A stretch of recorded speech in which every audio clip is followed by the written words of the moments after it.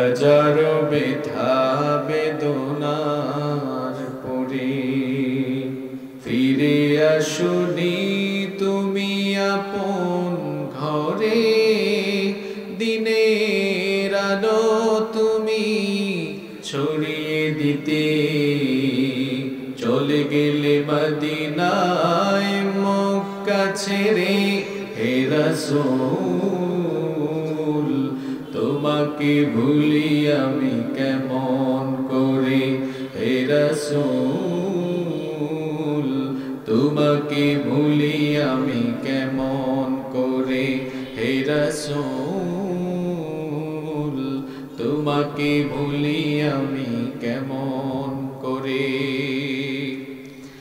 খেয়ে না খেয়ে দিন প্রচারের কাজে নিজেকে দিয়েছো বিলিয়ে।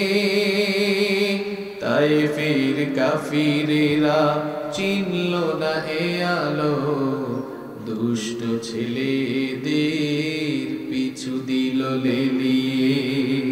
খেয়ে না খেয়ে দিন প্রচারের কাজে নিজেকে দিয়েছো বিলিয়ে।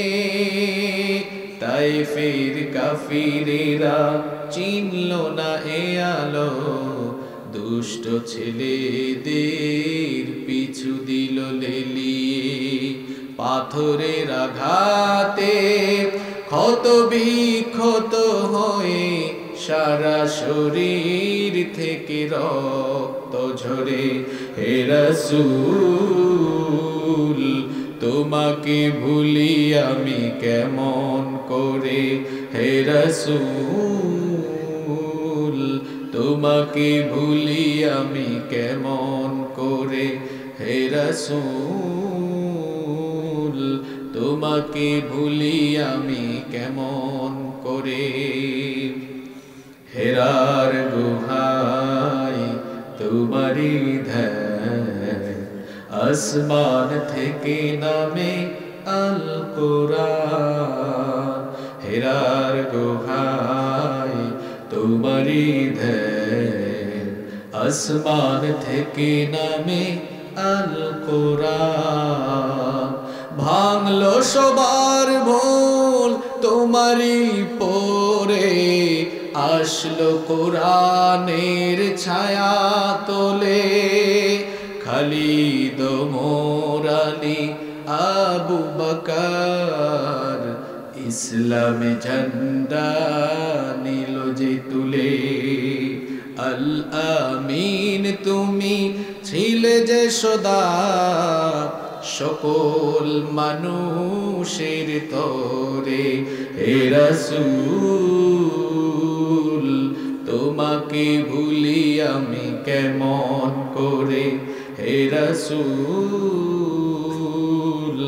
তোমাকে ভুলি আমি কেমন করে। হে রাসূল তোমাকে ভুলি আমি কেমন করে। বাংলাদেশের ঐতিহ্যবাহী জেলা টাঙ্গাইল জেলার মধুপুর পৌরসভাস্থ দুর্গাপুর তাফসীরুল কোরআন মাহফিল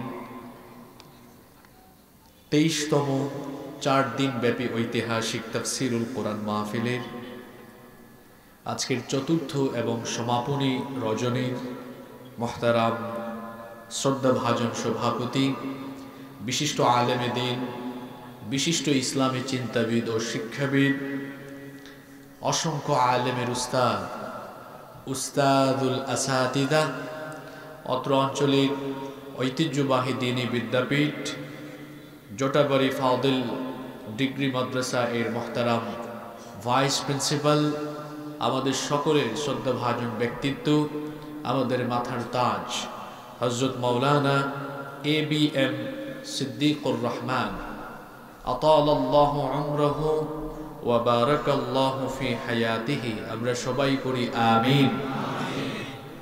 মঞ্চে বসা আসমানের তারকা সমতুল্য শ্রদ্ধাভাজন উলামা ইকরাম, আমার ডানে বামে বসে আছেন অসংখ্য গুণী উলামা ইকরাম, যাদের ছাত্র হতে পারলে আমি নিজেকে সৌভাগ্যবান মনে করতাম। মাহফিলে উপস্থিত বিভিন্ন মাদ্রাসার আসাতিদায়ে কেরাম এসেছেন, বিভিন্ন মসজিদের খুতাবা এবং আইম্মা এ কেরাম উপস্থিত। আজকের এই মাহফিলে সম্মানিত স্থানীয় জনপ্রতিনিধিবৃন্দ, বিভিন্ন রাজনৈতিক দলের সম্মানিত নেতৃবৃন্দ, সামাজিক নেতৃবৃন্দ, আমার সামনে বসে আছেন আমার পিতৃতুল্য সম্মানিত মুরব্বিয়ানে আযম, যুগে যুগে আল্লাহর জমিনে আল্লাহর দ্বীন প্রতিষ্ঠায় যারা অগ্রসেনানীর ভূমিকা পালন করেছেন, আমার কলিজার টুকরা প্রিয় যুবক, তরুণ এবং ছাত্র ভাইয়েরা, পর্দার আড়াল থেকে শ্রবণরতা সম্মানিতা মা এবং বোনেরা, উপস্থিত মিডিয়ার প্রিয় কর্মী এবং সাংবাদিক ভাইয়েরা, প্রশাসন এবং গোয়েন্দা সংস্থার সম্মানিত ভাইয়েরা, প্রাণ প্রিয় দুর্গাপুর, মধুপুর তথা আমার প্রিয় টাঙ্গাইলবাসী, আপনারা সবাই কেমন আছেন? আমাকেও আপনারা জিজ্ঞেস করেছেন, সেজন্য আপনাদের প্রতি আমি কৃতজ্ঞতা জ্ঞাপন করছি। আলহামদুলিল্লাহ, আমাকেও আল্লাহ তাআলা ভালো রেখেছেন। আমাদের সবাইকে সুস্থতার সাথে বাঁচিয়ে রেখে আজকের এই সুন্দর নান্দনিক এবং এই বরকতময় আয়োজনে আমাদেরকে শামিল হওয়ার তৌফিক যিনি দান করেছেন, গলার আওয়াজ বড় করে সবাই বলেন তো তিনি কে? সেই মহান রবের জন্য হৃদয়ের সবটুকু ভালোবাসা, আবেগ, অনুভূতিকে উজাড় করে দিয়ে খুশি মনে প্রাণবন্ত আওয়াজে উচ্চ কণ্ঠে কালিমাতুশ শুকর আদায় করে আমরা সকলেই পড়ছি আলহামদুলিল্লাহ। আমি শুনতে পেয়েছি আজকের মাহফিলে পুরুষের চাইতে আমাদের মা বোনদের উপস্থিতি অনেক বেশি। মা বোনদের অবদানও ইসলামে আপনাদের চাইতে, এখন আপনারা বলছেন না, মা বোনদের অবদান ইসলামে আপনাদের চাইতেও বেশি। সর্বপ্রথম ইসলাম গ্রহণ করেছেন আপনারা না মহিলারা? একজন স্ত্রী তার স্বামীকে ভালোবাসতে পারে, একজন স্ত্রী তার স্বামীকে খেদমত দিতে পারে, সেবা করতে পারে, কাপড় চোপড় ধুয়ে দিতে পারে। একজন স্ত্রী তার স্বামীর কাপড় চোপড় ধুয়ে আয়রন করে, রান্না বান্না করে, এমনকি অসুস্থ হলে সেবা শুশ্রূষা, ভালোবাসা, আন্তরিকতা সব দিতে পারে। কিন্তু স্বামীর উপরে ঈমান আনা, এটা সহজ কথা না কঠিন কথা? আপনি যত বড় হুজুর হন না কেন, আপনি ঘরে গিয়ে একটু বলিয়েন, বউ আমি পিসা বইছি, তুমি কি আমার মুরিদ হবা? বউ তখন বলবে, তুমি যে কি জাতের পীর এটা আমার চেয়ে ভালো কেউ জানে না। স্ত্রীর কাছ থেকে চরিত্রের সার্টিফিকেট পাওয়া, এটা একজন পুরুষের জন্য, একজন স্বামীর জন্য অনেক বড় সৌভাগ্যের ব্যাপার। আল্লাহু আকবার। ফেরাউন তার স্ত্রী আসিয়া, মহিয়সী পুণ্যবতী নারী আসিয়াকে বলেছিল, দেখো গোটা মিশরে আমি আইন জারি করে দিয়েছি, আমাকে যেন সবাই খোদা মানে, তুমিও আমাকে খোদা মানো। আসিয়া তখন বললেন, তুমি খোদা না হুদা এটা আমার চেয়ে ভালো কেউ জানে না। আর আমাদের প্রিয় নবী রাহমাতাল লিল আলামিন মুহাম্মাদুর রাসূলুল্লাহ সাল্লাল্লাহু আলাইহি ওয়াসাল্লাম হেরা গুহায় ওহী প্রাপ্ত হয়ে ঘরে গিয়ে বললেন, জাম্মিলুনি, খাদিজা আমাকে কম্বল দিয়ে ঢেকে দাও, লাকাদ খাশিতু আলা নাফসি। তিনি যখন বললেন আমি অনিষ্ট বা ক্ষতির আশঙ্কায় আছি, তিনি পুরা ঘটনা শোনালেন। তখন স্ত্রী কি বললেন? আমাদের মা আম্মাজান খাদিজা আত-তাহেরা বললেন, ওয়াল্লাহি লা ইউখজিকাল্লাহু আবাদা, আল্লাহর কসম কখনোই আল্লাহ আপনাকে অপদস্থ করবেন না, কারণ আমি 15 বছর ধরে আপনার সাথে সংসার করে আপনার ইনসাইড আউটসাইড সব দেখেছি। আপনি মানুষকে কষ্ট দেন না, কষ্ট পান, কষ্ট দেন না, দুঃখ পান, দুঃখ দেন না, আপনি মানুষের সেবা করেন, উপকার করেন, ভালো করেন। এই চরিত্র এগুলো সাধারণ মানুষের চরিত্র নয়, এটা পয়গম্বরী চরিত্র। আমি আপনাকে পয়গম্বর ঘোষণা দিয়ে সর্বপ্রথম আমি আপনার উপরে ঈমান আনলাম। সুবহানাল্লাহ। আল্লাহ কি এমনি এমনি সূরা কলমের 4 নম্বর আয়াতে এই কথা বলেছেন, ওয়া ইন্নাকা লাআলা খুলুকিন আযীম। এমন এক চরিত্র, এমন পুত পবিত্র এক চরিত্র, মানব চরিত্রের পূর্ণতা বিধানের জন্য আল্লাহ তাকে দুনিয়াতে পাঠিয়েছেন। তো বলছিলাম আমাদের মায়েদের অবদান, বোনদের অবদান ইসলামে অনেক বেশি। সর্বপ্রথম তারাই ইসলাম কবুল করেছেন। আবার সর্বপ্রথম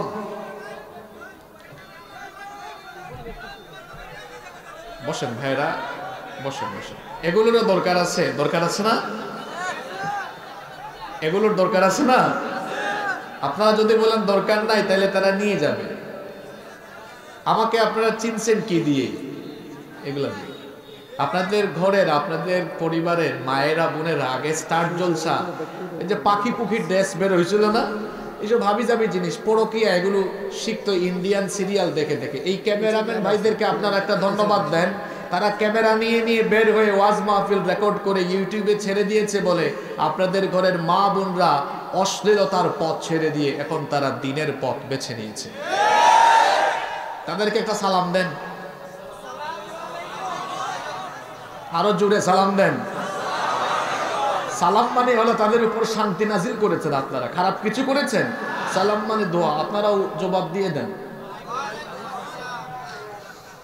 আচ্ছা, এখানে ক্যামেরা থেকে আপনি আমাকে দেখবেন ভাই, ঠিক আছে? আপনি আমার কথা শোনেন। আমার মা বোনরা এসেছেন, তাদের উদ্দেশ্য আজকে আমি অনেক কথা বলবো ইনশাআল্লাহ। আমার মা বোনদেরকে কবুল করে নেন। 4 দিন ব্যাপী মাহফিলের শেষ রজনী আজকে। আমরা জানি না আগামী বছর এই মাহফিলটা আর পাবো কিনা। এই জন্য আজকে আলোচনার শেষে আপনাদেরকে নিয়ে আবেগ ঘন মোনাজাত হবে ইনশাআল্লাহ। আমরা সবাই মোনাজাতে থাকবো তো। চট্টগ্রামে, সিলেটে একাধিক দিনের মাহফিল হলে, একদিনের বেশি মাহফিল হলে মানুষ শেষের দিন অনেক বেশি আসে, অনেকে আসে শুধু মোনাজাতে শামিল হওয়ার জন্য। কারণ একটা মাজমা, হাজার হাজার মানুষ যেখানে হয় সেখানে দোয়া কবুলেরও একটা সম্ভাবনা থাকে। আমরা মোনাজাত পর্যন্ত ধৈর্য ধারণ করে হিদায়াতের উদ্দেশ্যে যেন আলোচনা শুনতে পারি, আল্লাহ তাআলা আমাদেরকে সেই তৌফিক দান করেন। আমি আর অহেতুক কথা বলবো না, সরাসরি আলোচনায় প্রবেশ করব। প্রিয় টাঙ্গাইলবাসী, আমি কোরআনুল কারীমের একটি সূরার মাত্র একটা আয়াত তেলাওয়াত করেছি। এই আয়াতকে সামনে রেখে কোরআন সুন্নাহর আলোকে বাস্তব নির্ভর এবং হিদায়াতি কিছু কথা তুলে ধরবো বিইজনিল্লাহ। আপনারাও যেন হেদায়েতের মন মানসিকতা নিয়ে শুনতে পারেন। আল্লাহ আমাদের সবাইকে সেই তৌফিক দান করেন, বলেন আমিন। আমি যে সূরাটি তেলাওয়াত করেছি কোরআনুল কারীমের 28 নম্বর সূরা, সূরাতু আল কসাসের 4 নম্বর আয়াত। আপনাদের থেকে আমি একটু রেসপন্স চাইবো, জবাব চাইবো। আজকে আমরা 28 নম্বর সূরার একটি আয়াত তেলাওয়াত করেছি। জোরে বলেন তো কত নম্বর সূরা? আরেকবার বলেন, আবার বলেন। সূরার নাম সূরাতু আল কসাস। সূরার নাম হচ্ছে সূরা কসাস। মা মা'নাল কসাস? What's the meaning of Qasas? কসাস শব্দের অর্থ কি? কসাস শব্দের অর্থ হচ্ছে ধারাবাহিক ঘটনা, কাহিনী, গল্প, গল্পসমূহ। কোরআনুল কারীমে শিক্ষণীয় অনেক ঘটনা আছে, সুন্দর এবং শিক্ষণীয় বহু ঘটনা আছে। এবং মজার ব্যাপার হলো কোরআনুল কারীমে হাজার হাজার বছর আগের ঘটনাও আছে, আবার হাজার হাজার বছর পরের কি হবে সেই ঘটনাও কোরআনে আছে। আপনারা বলবেন হুজুর অতীতের কাহিনী আছে, এটা আমরাও জানি, কিন্তু ভবিষ্যতের কাহিনীও কোরআনে আছে। এটা যদি কারো মাথায় না ঢোকে তো শোনেন, কিয়ামতের ঘটনা ঘটবে, এটা অতীত না ভবিষ্যৎ? কিভাবে ঘটবে এই ঘটনার বয়ান কি কোরআনে নেই? কিয়ামতের বড় আলামতগুলোর মধ্যে একটা আলামত হলো ইয়াজুজ মাজুজের আগমন হওয়া। সূরা কাহাফের শেষ অংশে দেখবেন সেখানে যুলকারনাইনের সাথে ইয়াজুজ মাজুজের ঘটনা এসেছে। এই রকম কোরআনে অতীতের ঘটনা, ভবিষ্যতের ঘটনা আছে। কোরআনে গল্প, কিচ্ছা কাহিনী আছে বলে এটাকে আপনি গল্পের বই বলতে পারবেন না। কোরআনে ছন্দগত মিল আছে, এক আয়াতের সাথে আরেক আয়াতের ছন্দের মিল আছে। The entire Quran has been presented in poetic form. গোটা কোরআনের শুরু থেকে শেষ পর্যন্ত, মিনাল বিদায়া ইলান নিহায়া, স্টার্টিং টু এন্ডিং, শুরু থেকে শেষ পর্যন্ত আপনি ছন্দগত মিল পাবেন। ইন্না আ'তাইনাকাল কাউসার ফাসাল্লি লিরাব্বিকা ইন্না শানিআকা হুয়াল কুল হুয়াল্লাহু আল্লাহুস লাম ইয়ালিদ ওয়া লাম ওয়ালাম ইয়াকুল লাহু কুফুওয়ান আর রহমান আল্লামাল কুরআন খালাকাল ইনসান আল্লামাহুল বায়ান ইদাস সামাউন ফাতারাত ওয়া ইদাল কাওয়াকিবু ইনতাসারাত ওয়া ইদাল বিহারু ফুজ্জিরাত ওয়া ইদাল কুবুরু বু'থিরাত আলিমাত নাফসুম মা কদ্দামাত ওয়া আখারাত। আল্লাহু আকবার। এক আয়াতের সাথে আরেক আয়াতের ছন্দের মিল আছে না নাই? ছন্দগত মিল আছে বলে এটাকে আপনি কবিতার বইও বলতে পারবেন না। এখানে সায়েন্টিফিক অনেক আয়াত আছে বলে এটাকে আপনি বিজ্ঞানের বই বলতে পারবেন না। তাহলে এটাকে বিজ্ঞানের বইও বলতে পারবো না, গল্পের বইও বলতে পারবো না, ছন্দের বইও বলতে পারবো না। বলবো কি?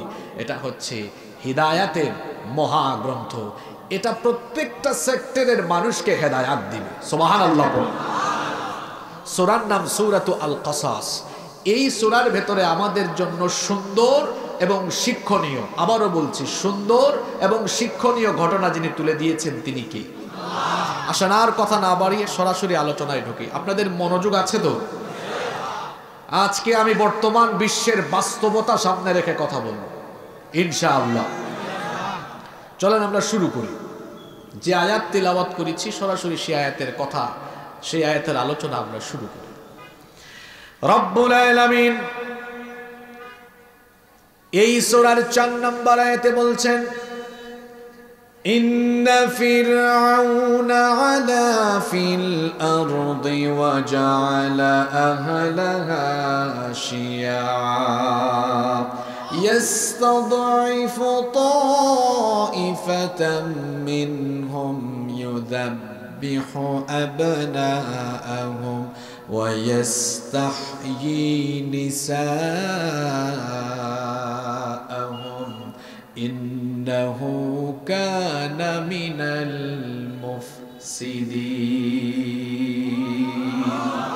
আল্লাহ তাআলা বলছেন, ইন্না ফিরআউনা আলা ফিল আরদ, নিশ্চয়ই ফিরআউন জমিনে ঔদ্ধত অহংকার শুরু করেছিল।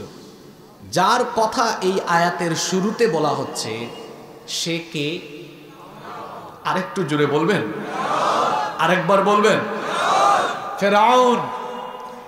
ফেরাউন কোনো মানুষের নাম নয়, এটা একটা উপাধি। যেমন আজকের মাহফিলে প্রধান অতিথি ছিলেন মাননীয় মেয়র মহোদয়। মেয়র এটা উনার নাম নয়। এই পৌরসভার সরকারের স্থানীয় জনপ্রতিনিধির পদবি হলো মেয়র। বিভিন্ন ইউনিয়নে মেম্বার সাহেব, চেয়ারম্যান সাহেব আছেন, এটা উনাদের নাম নয়, এটা হলো উনাদের পদবি। আজকের মাহফিলে প্রধান অতিথি ছিলেন, তিনি এসেছেন মাননীয় মন্ত্রী মহোদয়, গণপ্রজাতন্ত্রী বাংলাদেশ সরকারের মাননীয় কৃষি মন্ত্রী, আপনাদের অত্র সংসদীয় আসনের মাননীয় সংসদ সদস্য ডক্টর মোহাম্মদ আব্দুর রাজ্জাক এমপি সাহেব এসেছেন, মেয়র সাহেবও এসেছেন। আমি সময়ের কারণে সকলের নাম বলিনি। যত অতিথিবৃন্দ এসেছেন, আল্লাহ যেন সবাইকে দ্বীনের জন্য, কোরআনের জন্য কবুল করে নেন। আমি বলছিলাম ফেরাউন এটা কারো নাম নয়, এটা হলো একটা উপাধি। এই আয়াতে যে ফেরাউনের কথা বলা হচ্ছে সেই ফেরাউনগণ ছিলেন মিশরের তৎকালীন সময়ের রাষ্ট্রপ্রধান। মুসা নবীর সময়ে 2 জন ফেরাউন ছিল। কয়জন ফেরাউন? একটার নাম ছিল সেকেন্ড রামিসেস, বাপ মরার পর পুলা ছেলে আসছে, তার নাম ছিল, তাফসীরের কিতাবে পাওয়া যায় তার 2টা নাম। একটা হলো মারনেফতা আউ মানেফতা, 2টার যে কোনো একটা হবে। তাহলে ফেরাউন কোনো মানুষের নাম নয়, এটা একটা ক্যারেক্টার, এটা একটা ক্যারেক্টার, আর এটা একটা উপাধিও। ফেরাউন কি জাতের জিনিস এটা আগে বলি। কোরআনুল কারীমে 114টা সূরা আছে, আপনারা সবাই জানেন, কিন্তু ফেরাউনের আলোচনা এসেছে 44টা সূরার ভেতরে। কি জাতের জিনিস চিন্তা করছেন আপনারা? 114টা সূরার মধ্যে সে দখল করছে কয়টা? আরেকবার বলেন। জিনিস কি সাংঘাতিক! কোরআনুল কারীমে 6000-এর উপরে আয়াত আছে, তার মধ্যে ফেরাউনের কথা কোরআনের 532টা আয়াতে আছে। আমি ক্যালকুলেটর হাতে নিয়ে হিসাব করলাম যে দেখি তো এই ফেরাউন সাহেব কোরআনের কত ভাগের কত ভাগ আয়াত দখল করলেন? হিসাব করে দেখলাম 12 ভাগের 1 ভাগ শুধু সে নিয়ে আলোচনা। জিনিসটা কি সাংঘাতিক, চিন্তা করেছে? প্রশ্ন হতে পারে, কোরআনুল কারীমের 44টি সূরার 532টা আয়াতে এত বেশি আলোচনা তাকে নিয়ে কেন হয়েছে? এর উত্তর হলো, দুনিয়াতে আখেরি নবীর পরে আর কোন নবী বা রাসূল আসবেন না, কিন্তু নবী রাসূলগণকে যেভাবে ফেরাউনি ক্যারেক্টারের লোকেরা যুগে যুগে বাধা বিঘ্নতা এবং দিন কায়েমের পথে তারা যেভাবে অন্তরায় সৃষ্টি করেছিল, সেই চরিত্রের লোক আবু জেহেলীয়, আবু লাহাবীয়, নমরুদীয় বা ফেরাউনীয় চরিত্রের লোক কিয়ামত পর্যন্ত থাকবে। ফেরাউনি চরিত্রের লোকদের স্বভাব, কথাবার্তা, কাজকর্ম, স্বভাব চরিত্র কেমন হয় এটা পৃথিবীর মানুষকে বোঝানোর জন্য এবং ফেরাউনি কর্মকাণ্ডের শেষ পরিণতি কি হয় এটা বুঝাবার জন্য কোরআনে ফেরাউনের আলোচনা আল্লাহ এত বেশি করেছেন। এই আয়াতে ফেরাউনের 4টা বদ চরিত্র তুলে ধরা হয়েছে। জোরে বলেন তো কয়টা? আরেকবার বলেন। প্রধান বললেন, ইন্না ফিরআউনা আলা ফিল আরদ, নিশ্চয়ই ফেরাউন জমিনে অধ্যত আরম্ভ করেছিল, অহংকার শুরু করেছিল। ফেরাউন তার ক্ষমতার অহংকারে এতটা উগ্র হয়ে গিয়েছিল, ফেরাউন তার ক্ষমতার অহংকারে এতটাই উদ্ধত হয়েছিল, নিজেকে মানুষের কাতার থেকে বের করে রবের কাতারে দাঁড় করিয়েছিল আর ঘোষণা করেছিল, ফাকালা আনা রাব্বুকুমুল আ'লা। সে বলেছিল, আমি হচ্ছি সবচাইতে বড় রব, সবচাইতে বড় খোদা। মানুষ কখনো মানুষের রব হতে পারে না। আমাদের রব যিনি গলার আওয়াজ বড় করে বলেন তিনি কে? আল্লাহ আমার রব, এই রবি আমার সব। আল্লাহ আমার রব, এই রবি আমার সব। দমে দমে তনু মনে তারি অনুভব। আল্লাহ আমার রব, এই রবি আমার সব। তোমার দুনিয়াতে আমি যেদিকে তাকাই, অথই নিয়ামাতে ডুবে আছি সবাই। পাক পাখালির গানে শুনি তাসবিহ কলো রব, তাসবিহ কলো রব। আল্লাহ আমার রব, এই রবি আমার সব। আলহামদুলিল্লাহ পড়ে। ফেরাউন ঘোষণা দিয়েছিল, আমি হচ্ছি সবচেয়ে বড় রব। এই আয়াতে ফেরাউনের প্রথম বদ চরিত্র বলা হয়েছে, ইন্না ফিরআউনা আলা ফিল আরদ, নিশ্চয়ই ফেরাউন জমিনে অধ্যত আরম্ভ করেছিল। আর অধ্যত করতে করতে, অহংকার করতে করতে সে নিজেকে মানুষের কাতার থেকে বের করে রবের কাতারে নিয়ে গিয়েছিল। নিজেকে সে রব বলে ঘোষণা দিয়েছিল আর গোটা মিশরে আইন জারি করেছিল, আমার এই মতের বিরুদ্ধে, আমার এই আইনের বিরুদ্ধে যারা যাবে তাদের উপরে আমি জুলুম করব, নির্যাতন করব, কথা বলার কাজকর্মের স্বাধীনতা কেড়ে নিব। তাহলে ফেরাউনের চরিত্র ছিল নিজের মতের আইনের বিরুদ্ধে যারাই যায় তাদের উপরে সে জুলুম চালায়। দুনিয়াতে এখন ফেরাউন নামে কেউ নাই, কিন্তু এমন চরিত্র এখনো দুনিয়ার নব্য ফেরাউনদের ভিতরে আছে। তাদের নিজেদের মত বা আইনের বিরুদ্ধে গেলে মানুষের উপর জুলুম করে যারা, এই যুগের নব্য ফেরাউন হলো তারা। সেই যুগের ফেরাউন আর এই যুগের। আল্লাহ বলছেন, ইন্না ফিরআউনা আলা ফিল আরদ, নিশ্চয়ই ফেরাউন জমিনে অধ্যত করেছিল, অহংকার করে করে নিজেকে সে অধ্যতের এমন জায়গায় নিয়ে গিয়েছিল, তার বিরুদ্ধে গেলেই সে মানুষের উপর ক্ষিপ্ত হয়ে যেত, সহনশীল ছিল না, পরমত সহিষ্ণু ছিল না, নিজে যা বলছে সেটাই, এর বাইরে গেলেই তাদেরকে ধরো মারো, এইরকম নিয়ম নীতি চার ছিল। এরপরে আল্লাহ আয়াতের দ্বিতীয় অংশে তার খাসলত, তার স্বভাব বললেন, ওয়াজালা আহলাহা শিয়া, ওয়াজালা, আর সে বানিয়েছে, করে দিয়েছে, আহলাহা, তার জনপদের অধিবাসীদেরকে শিয়া, বিভক্ত, দলে দলে বিভক্ত। ওয়াজআলা আহলাহা শিয়া, আর সে তার রাষ্ট্রের, সে তার জনপদের লোকদেরকে দলে দলে বিভক্ত করে দিয়েছে। তার শাসনের একটা নীতি ছিল ডিভাইড এন্ড রুলস, বিভক্ত করো শাসন করো, বিভক্ত করো শাসন করো। ফেরাউন তার নিজের রাষ্ট্রে মানুষকে এক থাকতে দেয় নাই, দলে দলে দলে দলে ভাগ করে রেখেছে। পকেট টিম বানিয়েছে, পকেট দল বানিয়েছে, বিভিন্নভাবে মানুষকে দলে দলে ভাগ করে রেখেছে। কেন দলে দলে সে ভাগ করে রেখেছে? তার কারণ হলো মানুষ যদি ঐক্যবদ্ধ থাকে তো তার ফেরাউনি গদি দুর্বল হয়ে যাবে, আর মানুষকে যদি দলে দলে ভাগ করে রাখা যায় তো মানুষ ঐক্যবদ্ধ হয়ে কখনোই তার মোকাবেলা করতে পারবে না। এজন্য মানুষকে দলে দলে সে ভাগ করে রেখেছিল।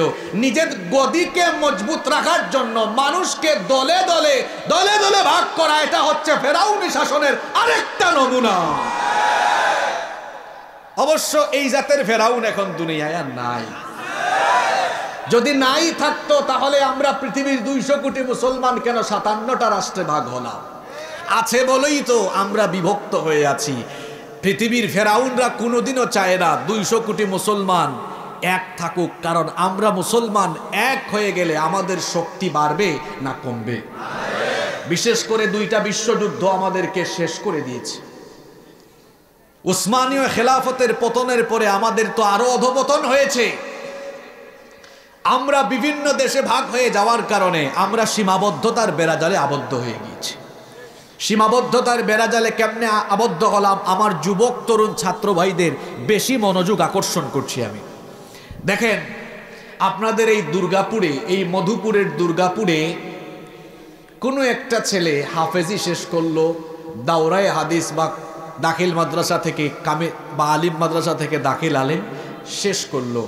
এখন সে মনে করেন যেতে চাচ্ছে সৌদি আরবের যে কোনো বিশ্ববিদ্যালয় বা মধ্যপ্রাচ্য বা আরব দেশের কোনো বিশ্ববিদ্যালয়ে পড়বে। সে চাইলেই যেতে পারবে না, স্কলারশিপের আবেদন করবে, আবেদন কবুল হলে যেতে পারবে। এখানেও অনেক ঝামেলা, তার ভিসা প্রসেসিং, কাগজপত্র, আবেদন ইত্যাদি ইত্যাদি বিষয় সম্পন্ন হওয়ার পরে সে যেতে পারবে। চাইলেই সে যেতে পারবে না। কিন্তু আমরা এই 57টা মুসলমান রাষ্ট্র যদি আমরা একই পতাকা তলে থাকতাম, আমরা একই পতাকা তলে থাকলে আমাদের আয়তন এত ক্ষুদ্র হতো না। পৃথিবীর যত জায়গায় মুসলমান, সেই মুসলমান বসবাসকারী অঞ্চলসমূহ এই আয়তনে আমরা ভিসা ছাড়া, পাসপোর্ট ছাড়া ঘুরতে পারতাম। আমাদের যেখানে মন চায় সেখানেই জ্ঞান আহরণে আমরা ছুটে চলে যেতে পারতাম। এই যে রাষ্ট্রভিত্তিক ভাগ করে, বিভক্ত করে দিয়ে আমাদেরকে এক থাকতে দিল না ফেরাউনের গোষ্ঠী, আমাদেরকে দলে দলে ভাগ করে দেওয়ার কারণে পৃথিবীতে আমরা কি আরো শক্তিশালী হয়েছি না দুর্বল হয়ে গেছি? ফেরাউনরা কিন্তু এক আছে, তারা নেটও বানিয়েছে। কথা বুঝতে পারছেন আমার? এবং তারা কিভাবে এক আছে আপনাদেরকে আমি বুঝাই। আমার বাড়ি তো সিলেটে, আমার আত্মীয় স্বজন অনেকেই ইউরোপ আমেরিকায় থাকেন, লন্ডনে থাকেন। তাদের পাসপোর্টগুলোর এত ভ্যালু যে ব্রিটিশ পাসপোর্ট দিয়ে আপনি পৃথিবীর বিভিন্ন দেশে ভিসা ছাড়াই চলে যেতে পারবেন। এয়ারপোর্টে গিয়ে ভিসা অন অ্যারাইভাল নিয়ে ওই দেশে যেতে পারবেন। আর আমাদের বাংলাদেশি পাসপোর্ট, আপনি অনেক বড় শিল্পপতি, ব্যাংক ব্যালেন্স সব ঠিক আছে, ব্যাংক স্টেটমেন্ট অনেক সময় ভালো থাকা সত্ত্বেও এম্বাসি থেকে আপনার পাসপোর্টটা ফিরিয়ে দেয়। এত দুর্বল পাসপোর্ট আমাদের। আর তারা, তাদের দেশের একটা ভিসা থাকলে আপনি এক দেশে ঢুকলে আরো অন্যান্য দেশে ঢুকতে পারবেন। এই যে তাদের দেশে তারা এই ফ্যাসিলিটিস গুলো রেখেছে, কিন্তু আমাদের বেলায় এই ফ্যাসিলিটিস গুলো নাই। এই যে আমরা দলে দলে বিভক্ত হয়ে যাওয়ার কারণে তারা ফায়দা নিচ্ছে। আজ ফিলিস্তিনে কি নির্মম পরিস্থিতি! পৃথিবীর 200 কোটি মুসলমান ফিলিস্তিনিদের পক্ষে ঐক্যবদ্ধ জোরালো আওয়াজ দিতে পারছে না।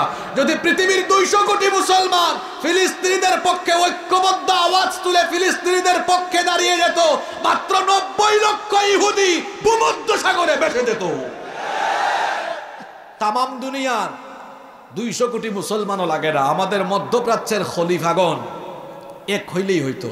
তারাও এক হতে পারে না, গদি চলে যায় কি থাকে এই চিন্তায় অনেকে মাঝে মাঝে জনগণের লজ্জা শরম থেকে বাঁচার জন্য স্টেটমেন্ট, বিবৃতি দিয়ে শেষ। ওইদিকে কাফির কাফির ভাই ভাই, তারা রণতরী পাঠিয়েছে, অস্ত্র পাঠিয়েছে, ডলার পাঠিয়েছে, খাদ্য পাঠিয়েছে। কাফিররা কাফিরদেরকে সব দিক দিয়ে সহযোগিতা করছে, কিন্তু মুসলমানরা কেবলমাত্র মুখ দিয়ে বিবৃতি দেওয়া ছাড়া ফিলিস্তিনিদের জন্য আর তেমন কিছুই করতে পারছে না। আমরা যদি ঐক্যবদ্ধ থাকতে পারতাম তাহলে ফিলিস্তিনের কি এই দুর্গতি আসতো? কথা বলেন, আসতো? শুধু তাই নয়, ফেরাউন চরিত্রের লোকেরা, আমরা যেন প্রতিটি রাষ্ট্রেও ঐক্যবদ্ধ হতে না পারি। ফেরাউন চরিত্রের লোকেরা জায়গায় জায়গায় ফেরাউন ঠিক করে দিয়েছে, আর আমরা যেন এক থাকতে না পারি। এই জন্য দুনিয়ালুভী, দুনিয়ার মোহ আছে এমন ব্যক্তিদেরকে বাছাই করে করে করে করে তারা বিভিন্ন দলে দলে মুসলমানদেরকে ভাগ করে রেখেছে। দেখেন, ব্রিটিশ পিরিয়ড থেকে এখন পর্যন্ত আমাদের আলেমরা অত এক হতে পারলেন না, কৌমি আর আলিয়া দিয়ে ভাগ করে রেখেছে।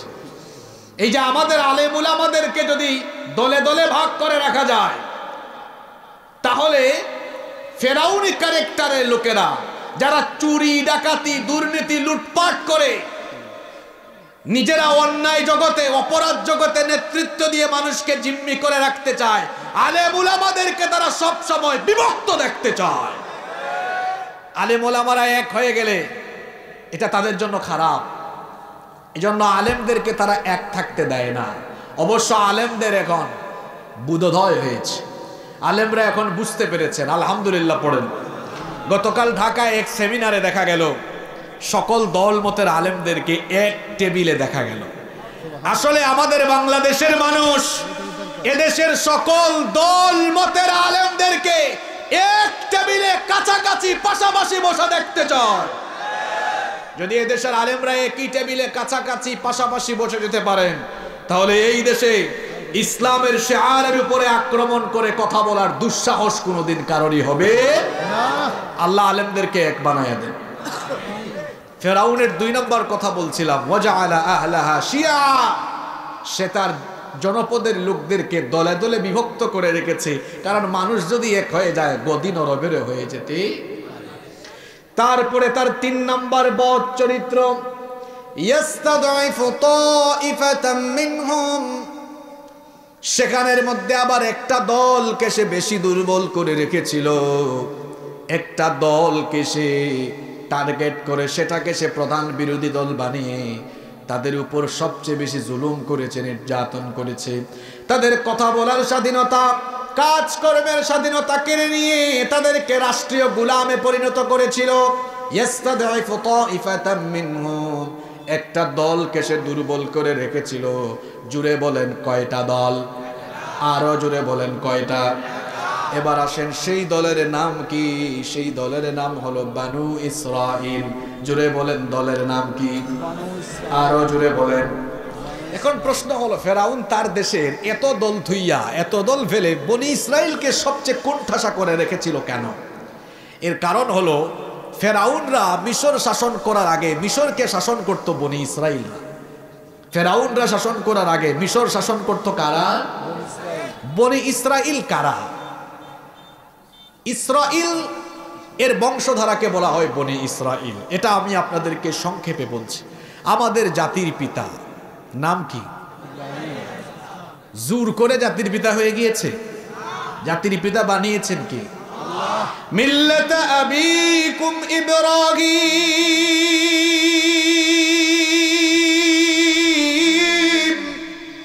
তোমাদের মিল্লাতের পিতা হলেন ইব্রাহিম, তোমাদের জাতির পিতা হলেন ইব্রাহিম। সাইয়েদনা ইব্রাহিম খলিলুল্লাহকে জাতির পিতা যিনি বানিয়েছেন তিনি কে? তার আরেকটা উপাধি হলো আবুল আম্বিয়া, নবীগণের পিতা। ইব্রাহিম নবীর পরে আমাদের নবী পর্যন্ত দুনিয়ায় যত নবী রাসূল এসেছেন সব হলেন ইব্রাহিম আলাইহিস সালামের বংশের। সুবহানাল্লাহ পড়বেন না? হাজার হাজার নবীর বাপ ইব্রাহিম আলাইহিস সালাম, তার বংশের সবাই। কিভাবে শোনেন, ইব্রাহিম আলাইহিস সালামের এক স্ত্রীর নাম হলো হাজেরা, তার ঘরে জন্ম নিলেন ইসমাঈল আলাইহিস সালাম। জন্ম নেওয়ার পরে আল্লাহ বললেন, ইব্রাহিম তুমি তোমার স্ত্রী সন্তানদেরকে নিয়ে যাও মক্কা নগরীতে, সেখানে নির্বাসনে রেখে আসো। সেখানে তিনি নির্বাসনে রেখে আসলেন। এই স্ত্রী আর সন্তানকে কেন্দ্র করে মক্কা কেন্দ্রিক একটা সিভিলাইজেশন, একটা সভ্যতা গড়ে উঠল। আর এদিকে ইসমাইলি বংশে আর কোনো নবী রাসূল আসলেন না। সর্বশেষ এই বংশেই এসেছেন আখেরি নবী, আমাদের নবী মুহাম্মদুর রাসূলুল্লাহ সাল্লাল্লাহু আলাইহি ওয়াসাল্লাম। ইসমাইল আলাইহিস সালাম থেকে নিয়ে আমাদের নবী পর্যন্ত এই বংশে মাঝখানে আর কোনো নবী রাসূল আসেন নাই। আমাদের নবী ইসমাইল বংশের। আর ইব্রাহিম আলাইহিস সালামের আরেক স্ত্রীর নাম হচ্ছে সারা। নাম হলো, আরেকবার বলেন, বার্ধক্যকালীন সময়ে তার পেটে আল্লাহ সন্তান দিলেন, জন্ম হলো, সন্তানের নাম রাখা হলো ইসহাক। নাম রাখা হলো ইসহাকের ঘরে আরেক ছেলে জন্ম নিলেন, নাম হলো ইয়াকুব। নাম হলো ইয়াকুব আলাইহিস সালামের উপাধি ছিল ইসরাইল। হিব্রু ভাষায় ইসরাইল শব্দের অর্থ হলো আল্লাহর বান্দা। তাহলে কোন নবীর নাম ইসরাইল? মাশাআল্লাহ, আরেকবার বলেন, আরেকবার বলেন সবাই। ইয়াকুব নবীর নাম ইসরাইল। এই ইয়াকুব নবীর 12টা ছেলে ছিল। কয়টা ছেলে? এই 12 ছেলেকে বলা হয় বনু ইসরাইল। বানি ইসরাইল বা বানু ইসরাইল মানে ইসরাইলের সন্তানগণ। ইয়াকুব নবীর কয় সন্তান? এর মধ্যে একজনের নাম হলো, যাকে আল্লাহ তাআলা দুনিয়ার অর্ধেক সৌন্দর্য দিয়ে দিয়েছেন, নাম হলো ইউসুফ আলাইহিস সালাম। অন্য মায়ের পেটের 10 ভাইরা হিংসা করে ইউসুফ নবীকে ফেলে দিয়েছে কুয়ায়। আর আল্লাহ তাআলার কুদরতি পরিকল্পনা ছিল, লম্বা ঘটনা আমি সংক্ষেপে বলছি। ওই কুয়া থেকে উঠানোর পরে তাকে মিশরে এনে বিক্রি করা হয়েছিল। আর মিশরেই একটা পর্যায়ে তিনি ক্ষমতায় অধিষ্ঠিত হয়েছিলেন। মিশরের ক্ষমতায় তাকে অধিষ্ঠিত করেছেন কে? আল্লাহ। এরপরে তিনি তার বাবা এবং তার ভাই, যারা বাস করতেন ফিলিস্তিনের কেনানে, তার বাবা আর ভাইরা, ইয়াকুব নবী আর ইউসুফ নবীর আরো 11 ভাই, এরা সবাই থাকতেন ফিলিস্তিনের কেনানে। ওখান থেকে তাদেরকে হিজরত করিয়ে আনা হলো মিশরে। কোথায়? মিশরে শাসন চলছে বনি ইসরাইলে। সুবহানাল্লাহ পড়ে। ইউসুফ নবী দুনিয়া থেকে চলে যাওয়ার পরে বনি ইসরাইল যখন নাফরমানি শুরু করলো, নাফরমানি আরম্ভ করলে আল্লাহ তাআলা ক্ষমতার নিয়ামত কেড়ে নেন। তখন বনি ইসরাইলদের থেকে ক্ষমতা চলে গেল। আর মিশরের শাসনভার তখন কেড়ে নিল ফেরাউনরা। কারা? এবার ফেরাউনরা যখন মিশর শাসন আরম্ভ করলো, তাদের ক্ষমতাকে, গদিকে ঠিক রাখার জন্য মিশরের মানুষকে তারা দলে দলে ভাগ করে রেখেছে। নিজের বংশ, ফেরাউনের বংশের নাম কিপ্তি বংশ, সেই বংশকে বানিয়েছে সরকারি বংশ, সরকারি দল বানিয়ে বাকি সবাইকে বিরোধী দল বানিয়ে তার নিজের বংশের লোকদের ফ্যাসিলিটিস বাড়িয়ে দিয়ে বাদ বাকি সবার উপরে একটানা জুলুম নির্যাতন, সবাইকে কোণঠাসা করেছে। আর সবচেয়ে বেশি জুলুম করেছে কয়টা দলের উপরে? জোরে বলেন। কেন? কারণ এই দল আমার আগে ক্ষমতায় ছিল, এরা যদি আবার আমাকে হটিয়ে চলে আসে, আর এরা তো এদের বংশে এর আগে নবীরা ছিল, এসেছে, তাহলে ফেরাউন ওই বনি ইসরাইলকে বেশি নির্যাতন করেছে এই কারণে, কারণ এদের মাধ্যমে ফেরাউনের ক্ষমতা চলে যেতে পারে। তাহলে যাদের কারণে ক্ষমতা চলে যেতে পারে তাদের কথা বলার স্বাধীনতা কেড়ে নেওয়া, চলাফেরার স্বাধীনতা কেড়ে নেওয়া, তাদেরকে ঘর বাড়িতে থাকতে না দেওয়া, তাদের সকল প্রকার স্বাধীনতা কেড়ে নিয়ে নির্মম নির্যাতন করা, এটা হলো ফেরাউনি শাসনের আরেকটা নমুনা।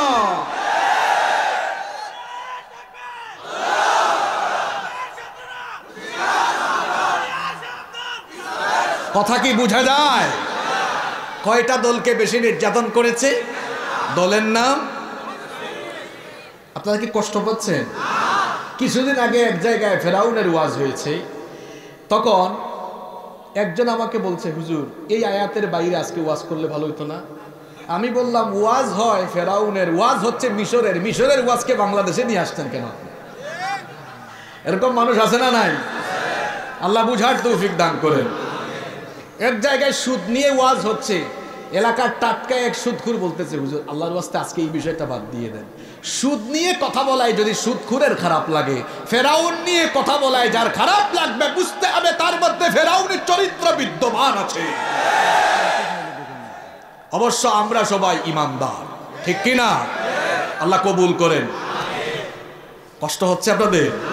একটু পরে দেখবেন আপনাদেরকে কোথায় নিয়ে যায়। মনোযোগ থাকবে তো?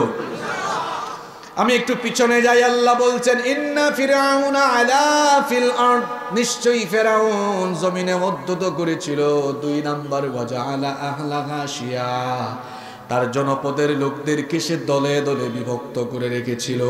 এরপরে আল্লাহ বলছেন ইয়াস্তাদঈফু তাঈফাতাম মিনহুম, সেখানের একটা দলকে সে বেশি দুর্বল বানিয়েছিল, আর যেই দলকে দুর্বল বানিয়েছিল সেই দলের উপরে কি নির্মম নিপীড়ন, কি নির্মম অত্যাচার চালিয়েছে।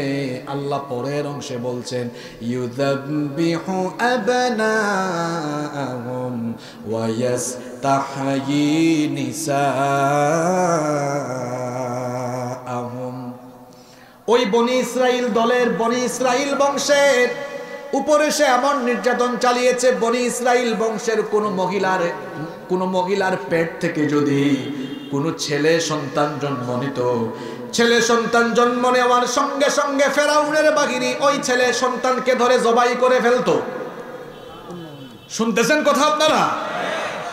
আর যদি ওই মহিলা কন্যা সন্তান জন্ম দিত, ইয়াস্তাহি, বাঁচিয়ে রাখতো যাতে বড় হলে তাকে দাসী বানানো যায়।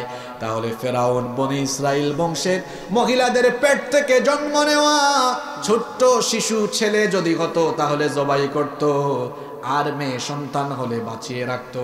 এটা ছিল ফেরাউনের আর একটা স্বভাব। প্রশ্ন হলো হুজুর, কেন সে এত ছেলে জবাই করেছে, হাজার হাজার ছেলে জবাই করেছে, এত সংখ্যক ছেলে সন্তান সে কেন হত্যা করেছে? এর কারণ হলো ফেরাউন একবার স্বপ্ন দেখেছিল বাইতুল মুকাদ্দাসের দিক থেকে বিরাট একটা অগ্নিশিখা মিশরে ঢুকে ফেরাউনের বংশ অর্থাৎ কিপ্তি বংশে ঘর বাড়ি জ্বালিয়ে পুড়িয়ে ছাই করে দিচ্ছে। কিন্তু বনি ইসরাইল বংশের কারণে কোনো ঘর বাড়ির কোনো ক্ষতি হয় না। এই স্বপ্ন দেখার পরে ফেরাউন তার রাষ্ট্রের, ফেরাউন তার এলাকার সকল স্বপ্ন বিশারদদেরকে প্রাসাদে আমন্ত্রণ জানালো।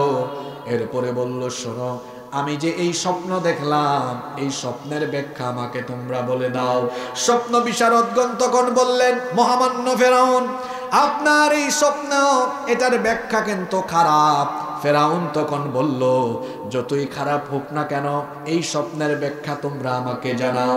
তখন স্বপ্ন বিশারদগণ বললেন, অচিরেই বনি ইসরাইল বংশে এমন একটি শিশু সন্তান জন্ম নিবে, এই শিশু সন্তান যখন বড় হবে তার মাধ্যমে আপনার ফেরাউনের সাম্রাজ্য পতন হয়ে যাবে। এই কথা শোনার পরে ফেরাউনের টেনশন বাড়লো না কমলো? সে তখন বলল, বনি ইসরাইল বংশে জন্ম নেওয়া ছেলে সন্তানের কারণে যদি আমার ফেরাউনের সাম্রাজ্য পতনই হয়, তাহলে এখন থেকে বনি ইসরাইল বংশে যত ছেলে জন্ম নিবে একটারেও আমি বাঁচায়া রাখবো না। সে তার সেনাবাহিনীকে জানিয়ে দিল, সাফ জানিয়ে দিল, আইন পাশ করলো, বনি ইসরাইলের কোনো মহিলার ঘরে কোনো সন্তান জন্ম নিলে সেই বাড়িতে যাবা, যদি সেটা ছেলে সন্তান হয় জন্মের পরে সাথে সাথে জবাই করে ফেলবা, আর যদি মেয়ে হয় তাহলে বাঁচিয়ে রাখবা। কারণ ছেলে সন্তান কোন ছেলেটা বড় হয়ে তার মাধ্যমে আমার ক্ষমতা যায় আমি তো সেটা জানি না। এখান থেকে ফেরাউনের একটা স্বভাব আমরা জানলাম, যাদের মাধ্যমে ক্ষমতা যাওয়ার সম্ভাবনা আছে সেই মানুষগুলো নিরপরাধ থাকলেও তাদেরকে নির্মমভাবে হত্যা করা, তাদেরকে দুনিয়ায় থাকতে না দেওয়া, এটা ফেরাউনের স্বভাব। তাহলে বোঝা গেল যারা বেঁচে থাকলে পরে ফেরাউনি গদি দুর্বল হয়ে পড়বে, তাদেরকে নানান কায়দায় দুনিয়া থেকে সরিয়ে দেওয়া, হত্যা করা, এটা হলো ফেরাউনি চরিত্রের আরেকটা নমুনা। ফেরাউন যখন এই আইন জারি করলো, ঠিক ওই সময়ে ছোট্ট মুসা নবী তিনি জন্ম নিলেন। তার মায়ের তখন দুশ্চিন্তা বেড়ে গেল। আপনাদের মনোযোগ আছে না গেছে? আছে তো? মুসা নবীর মায়ের টেনশন বেড়ে গেল, এই যে আমার ছেলেটার জন্ম হলো, ফেরাউনের বাহিনী যদি এই খবরটা শুনে তো আমার এই ছেলেটাকে তারা ধরে জবাই করে ফেলবে। তিনি এমন দুশ্চিন্তায় পড়ে আছেন। এমন সময় মুসা নবীর মায়ের অন্তরের মধ্যে ইলহাম যিনি ঢেলে দিলেন তিনি কে? আল্লাহ তাআলা বললেন, আমার বান্দী তুমি দুশ্চিন্তা করো না, আনিকদি ফিহি ফিত তাবুতি ফিল ইয়াম, একটা সিন্ধুক আনো, সিন্ধুক এনে তোমার এই ছোট্ট ছেলেকে সিন্ধুকের ভেতরে ঢুকিয়ে দাও, এরপরে সিন্ধুকটাকে নদীর মধ্যে ভাসিয়ে দাও। সদ্য জন্ম নেওয়া একটা সন্তানকে সিন্ধুকের ভেতরে ঢুকিয়ে ভাসিয়ে দেওয়া, এটা একজন মায়ের জন্য সহজ না কঠিন কাজ? অনেক কঠিন কাজ। আল্লাহ যখন এই আদেশ দিলেন, মুসা নবীর মায়ের মনটা আরো বিষণ্ণ হয়ে গেল। তখন আল্লাহ তাআলা মুসা নবীর মাকে জানিয়ে দিলেন, আল্লাহ তাআলা বললেন, ওয়ালা তাখাফি ওয়ালা তাহজানি ইন্না রাদ্দুহু ইলাইকি ওয়াজাইলুহু মিনাল মুরসালিন। আমার বান্দি, তুমি ভীত হয় না, সন্ত্রস্ত হয় না, তুমি কোনো দুশ্চিন্তা করো না। অতি শীঘ্রই তোমার সন্তানকে আমি তোমার কোলে আবার ফিরায় দেব, এবং আমি আল্লাহ ওয়াদা করছি তোমার এই সন্তানকে আমি রাসূল বানাবো। মুসা নবীর মায়ের টেনশন এবার কমে গেল। তিনি এবার একটা সিন্ধুকের ভেতরে তার ছোট্ট ছেলেটাকে ঢুকিয়ে সিন্ধুকটাকে নদীতে ভাসিয়ে দিলেন। আর তার মেয়েকে বললেন, মা গো, তোমার ভাইয়ের দিকে নজর রাখো, নদীর তীরে ধরে হাঁটো, দেখো সিন্ধুকটা স্রোতের সাথে ভাসতে ভাসতে কোথায় যায়। মুসা নবীর বোন এবার নদীর তীরে হেঁটে হেঁটে সিন্ধুকের দিকে নজর রাখছেন। সিন্ধুকটা নদীর স্রোতের সাথে চলতে চলতে চলতে চলতে ফেরাউনের ঘাটে গিয়ে ভিড়ল। ফেরাউনের পুণ্যবতী স্ত্রী, মহিয়সী শ্রেষ্ঠ নারী আসিয়া, তিনি তার দাসীদেরকে বললেন, দেখো তো ঘাটের মধ্যে একটা সিন্ধুক আসলো, সিন্ধুকের ভেতরে হয়তো কোনো রত্ন পাওয়া যাবে, হয়তো কোনো কিছু পাওয়া যেতে পারে। কোথার থেকে এটা আসলো, এটা একটু নিয়ে আসো দেখি এটার ভেতরে কি আছে। দাসীরা সিন্ধুকটা আনার পরে সিন্ধুকটা তারা যখন খুললো, আসিয়া ছিলেন নিঃসন্তান নারী, কোনো সন্তানাদি ছিল না। নবীদের চেহারার মধ্যে মায়া থাকে কম না বেশি? আল্লাহওয়ালা মানুষদের চেহারা সুন্দর হয়, কালো যদি হয়, চেহারাটা যদি কালো হয়, যদি নামাজিও হয়, দেখবেন চেহারার মধ্যে একটা মায়া আছে, চেহারার মধ্যে একটা নূর আছে। কারণ যে মানুষ আল্লাহর দিন মানে, আল্লাহর হুকুম মানে, আল্লাহর হুকুমাকাম বিধান মানে, তার উপরে একটা রহমত আছে না নাই? দেখবেন আমার সম্মানিত ইমাম সাহেব, আমার ইমাম সাহেব ভাই মাত্র 12,000 15,000 টাকা তিনি বেতন পান। দেখবেন তার পরিবারে তার কাপড় চোপড়, তার চলাফেরা কত সুন্দর, চেহারাটা দেখলেই দেখবেন ভালো লাগে, মায়া লাগে। কিন্তু দুনিয়াতে অনেক মানুষ তো এমন আছে, গাড়ি আছে, বাড়ি আছে, গাড়িতে এসি, বাড়িতেও এসি, এসির নিচে থাকে, টাকা পয়সা, গাড়ি বাড়ি কোনো কিছুর অভাব নাই, কিন্তু চেহারাটা দেখতে চুরের মতো লাগে। লাগবেই তো, কারণ খায় তো মানুষের মাল, জনগণের মাল, খায় তো চুরি চামারি দুর্নীতির মাল, এই জন্য চেহারায় হারামের একটা ছাপ আছে না নাই? নবীদের চেহারার মধ্যে একটা মায়া ছিল, নবীদের চেহারা বড় সুন্দর ছিল। যখন ফেরাউনের স্ত্রী আসিয়ার দাসীরা সিন্ধুকটা খুললেন, ফুটফুটে সুন্দর চেহারা, ছোট্ট শিশু মুসা নবীর চেহারা দেখে আসিয়া নিজেকে আর নিয়ন্ত্রণ করতে পারলেন না। সঙ্গে সঙ্গে ওই শিশুটাকে তিনি সিন্ধুক থেকে উঠাইয়া নিজের কুলে নিয়ে নিলেন। এমন সময় ফেরাউন চলে আসলো।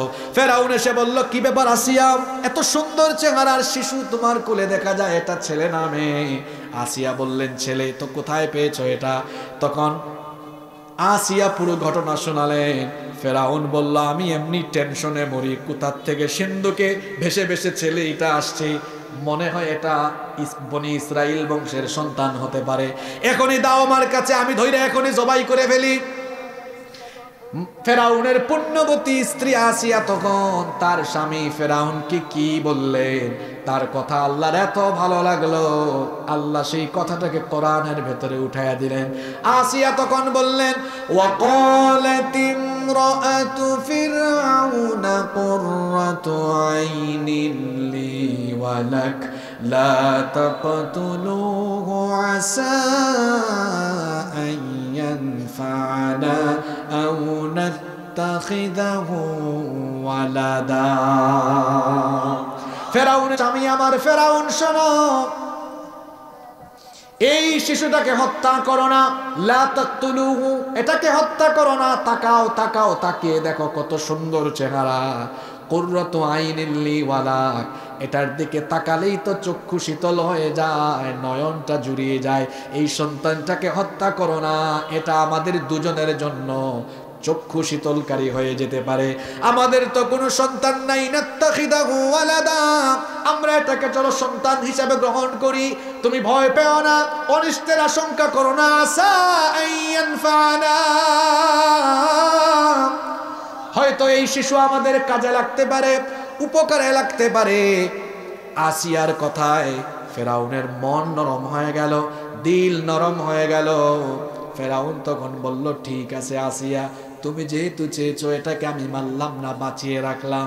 ফেরাউন যে মুসার টেনশনে হাজার হাজার শিশু হত্যা করে, ওই মুসাকে ফেরাউনের ঘরে ঢুকাইয়া দিয়েছেন কি? ফেরাউন চরিত্রের লোকেরা, ফেরাউন তার ক্ষমতার জন্য হাজার হাজার শিশু হত্যা করেছে যাতে তার ক্ষমতা না যায়। কিন্তু দেখা গেল তার ঘরেই, তার ঘরের খাবার দাবার খায়া যে শিশু বড় হয়েছে, তার মাধ্যমে ক্ষমতা গিয়েছে। তাহলে এখান থেকে শিক্ষা হলো, দুনিয়ার ফেরাউনরা ক্ষমতার জন্য গোটা দুনিয়ায়, গোটা জনপদে হত্যাযজ্ঞ চালায়, অথচ ব্যাককলরা জানে না নিজের আশেপাশের লোকদের কারণেও ক্ষমতা চলে যায়। এই ফেরাউন মুসার টেনশনে এত সন্তান হত্যা করেছে, এই মুসা ফেরাউনের ঘরে ঢুকাই দিয়েছেন কে? আরো জোরে বলেন কে?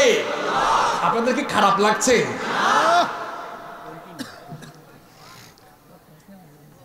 এবার এই শিশু সন্তান খাবে কি? আমরা তো মাছ মাংস খাই, কিন্তু শিশু বাচ্চারা তো বুকের দুধ পান করবে। এই শিশুটাকে দুধ পান করানোর জন্য অর্ডার দেওয়া হলো বিভিন্ন জায়গা থেকে যেন ধাত্রী মহিলারা আসে। আশ্চর্য ব্যাপার, এত ধাত্রী মহিলা আসলেন, কিন্তু কোন ধাত্রী মহিলা স্তনের মধ্যে শিশু মুসা নবী মুখ লাগান না। কেন লাগান না? এর কারণ হিসাবে আল্লাহ তাআলা কোরআনে বলছেন, ওয়া হাররামনা আলাইহিল মারাদিআ মিন ক্বাব, এর আগেই পূর্বে আমি আল্লাহ অন্য নারীর স্তনের মধ্যে দুধ লাগা, অন্য নারীর স্তনের মধ্যে মুখ লাগানো আমি হারাম করে দিয়েছিলাম। যখন এত এত ধাত্রী আনার পরেও কোন ধাত্রীর স্তনের মধ্যে মুসা নবী মুখ লাগান না, তখন আসিয়ার টেনশন বেড়ে গেল, ফেরাউনের টেনশন বেড়ে গেল। শিশুটাকে এবার বাঁচানো যায় কেমনে? কোথায় তারা এমন মহিলা পাবে যে মহিলার দুধ এই শিশু পান করবে? মুসা নবীর বোন খোঁজ নিতে নিতে নিতে নিতে কৌশল করে ফেরাউনের প্রাসাদে ঢুকে গেলেন। ঢুকে যখন এই অবস্থা দেখলেন, মুসা নবীর বোন তখন আসিয়াকে বললেন, হাল আদুল্লুকুম আলা আহলি বাইতি ইয়াকফুলুনাহু ওয়া হুম লাহু নাসিহুন, আমি কি আপনাদেরকে এমন একটি ফ্যামিলি, এমন একটা পরিবারের সন্ধান দিব না যেই পরিবার এই বাচ্চার তত্ত্বাবধান এবং দেখাশোনা করবে? আসিয়া বললেন, কোথায় সেই পরিবার, যাও নিয়ে আসো। মুসা নবীর বোন তখন খুশির চোটে বাড়িতে দৌড়ায়, বাড়িতে গিয়ে মাকে সব ঘটনা শোনালেন। মা তখন খুশি হয়ে ফেরাউনের প্রাসাদে আসলেন। ফেরাউনের প্রাসাদে আসার পরে মুসা নবী ছোট্ট মুসাকে যখন খুলে নিলেন, দেখা গেল ছোট্ট সেই মুসা তার মায়ের স্তনের মধ্যে মুখ লাগিয়ে দুধ পান আরম্ভ করেছে। ফেরাউন তখন বলল, হায় হায় হায়, এই শিশু তো কোন নারীর স্তন থেকে দুধ পান করে না, যেহেতু তোমার স্তন থেকে দুধ পান করেছে। তোমার বাড়ি কোথায়? বাড়িতে আর যাইতে পারবা না, এখন থেকে তুমি আমার এই ফেরাউন প্রাসাদে থাকবা, আমার প্রাসাদে থাকবা। আমি আমার খাবার দাবার সব কিছু খাবা, আর এই শিশু বাচ্চাটাকে যেহেতু আমার স্ত্রী পছন্দ করেছে, তাকে দুধ পান করাবা, দেখাশোনা করবা, লালন পালন করবা। এই বাচ্চাটাকে দুধ পান করানো, দেখাশোনা আর লালন পালন করানোর কারণে আমার ফেরাউনের সরকার থেকে আমি আবার তোমাকে বেতনও দিব। চিন্তা করছেন আপনারা? ফেরাউন যে মুসার ভয়ে এত দুশ্চিন্তাগ্রস্ত, এখন ওই শিশু তার ঘরে লালিত পালিত হচ্ছে, ওই শিশুকে যারা লালন পালন করছে তাকে তার সরকার থেকে কি দেয়? জোরে বলেন, কি দেয়? পরিকল্পনা কার? জোরে বলেন, পরিকল্পনা কার? আল্লাহর জমিনে ফেরাউনি পরিকল্পনা বাস্তবায়ন হয় না, আল্লাহর পরিকল্পনা বাস্তবায়ন হবে। কথা কি বোঝা যায়? মুসা নবী এবার রাষ্ট্রীয় প্রাসাদে শাহানশাহী অবস্থায় বড় হচ্ছেন, ধীরে ধীরে যৌবনে পদার্পণ করলেন। তিনি এবার একদিন দুপুরবেলা শহরে বের হলেন। শুনতেছেন আপনারা? দুপুরবেলা শহরে বের হলেন, লক্ষ্য করলেন দুইজন লোক ঝগড়া করছে। একজন হলো ফেরাউনের কিপ্তি বংশের সরকারি দল, আর আরেকজন হলো মুসা নবীর বংশের নাম হলো বনি। এটা সরকারি না বিরোধী? দেখবেন যারা ক্ষমতার অপব্যবহারকারী লোক, কিংবা অনেক সময় এমন হয় মানুষটা ভালো কিন্তু তার আশেপাশের মানুষ দেখা যায়, ওই তার আশেপাশের মানুষ ক্ষমতায় থাকার কারণে দেখা যায় অনেক সময় একটু হেডাম বেশি নেয়, ভাব বেশি নেয়, কয় চিনস আমার অমুক কিন্তু এটা, অমুক কিন্তু এটা, তমুক এইটা, এইরকম করে নিজের আশেপাশের লোকজন ক্ষমতায় থাকার কারণে এরপরে এইরকম যারা ক্ষমতার অপব্যবহার করে এটা কিন্তু ভালো মানুষের চরিত্র। দুই লোক ঝগড়া করছে, মুসা নবী এগিয়ে গেলেন।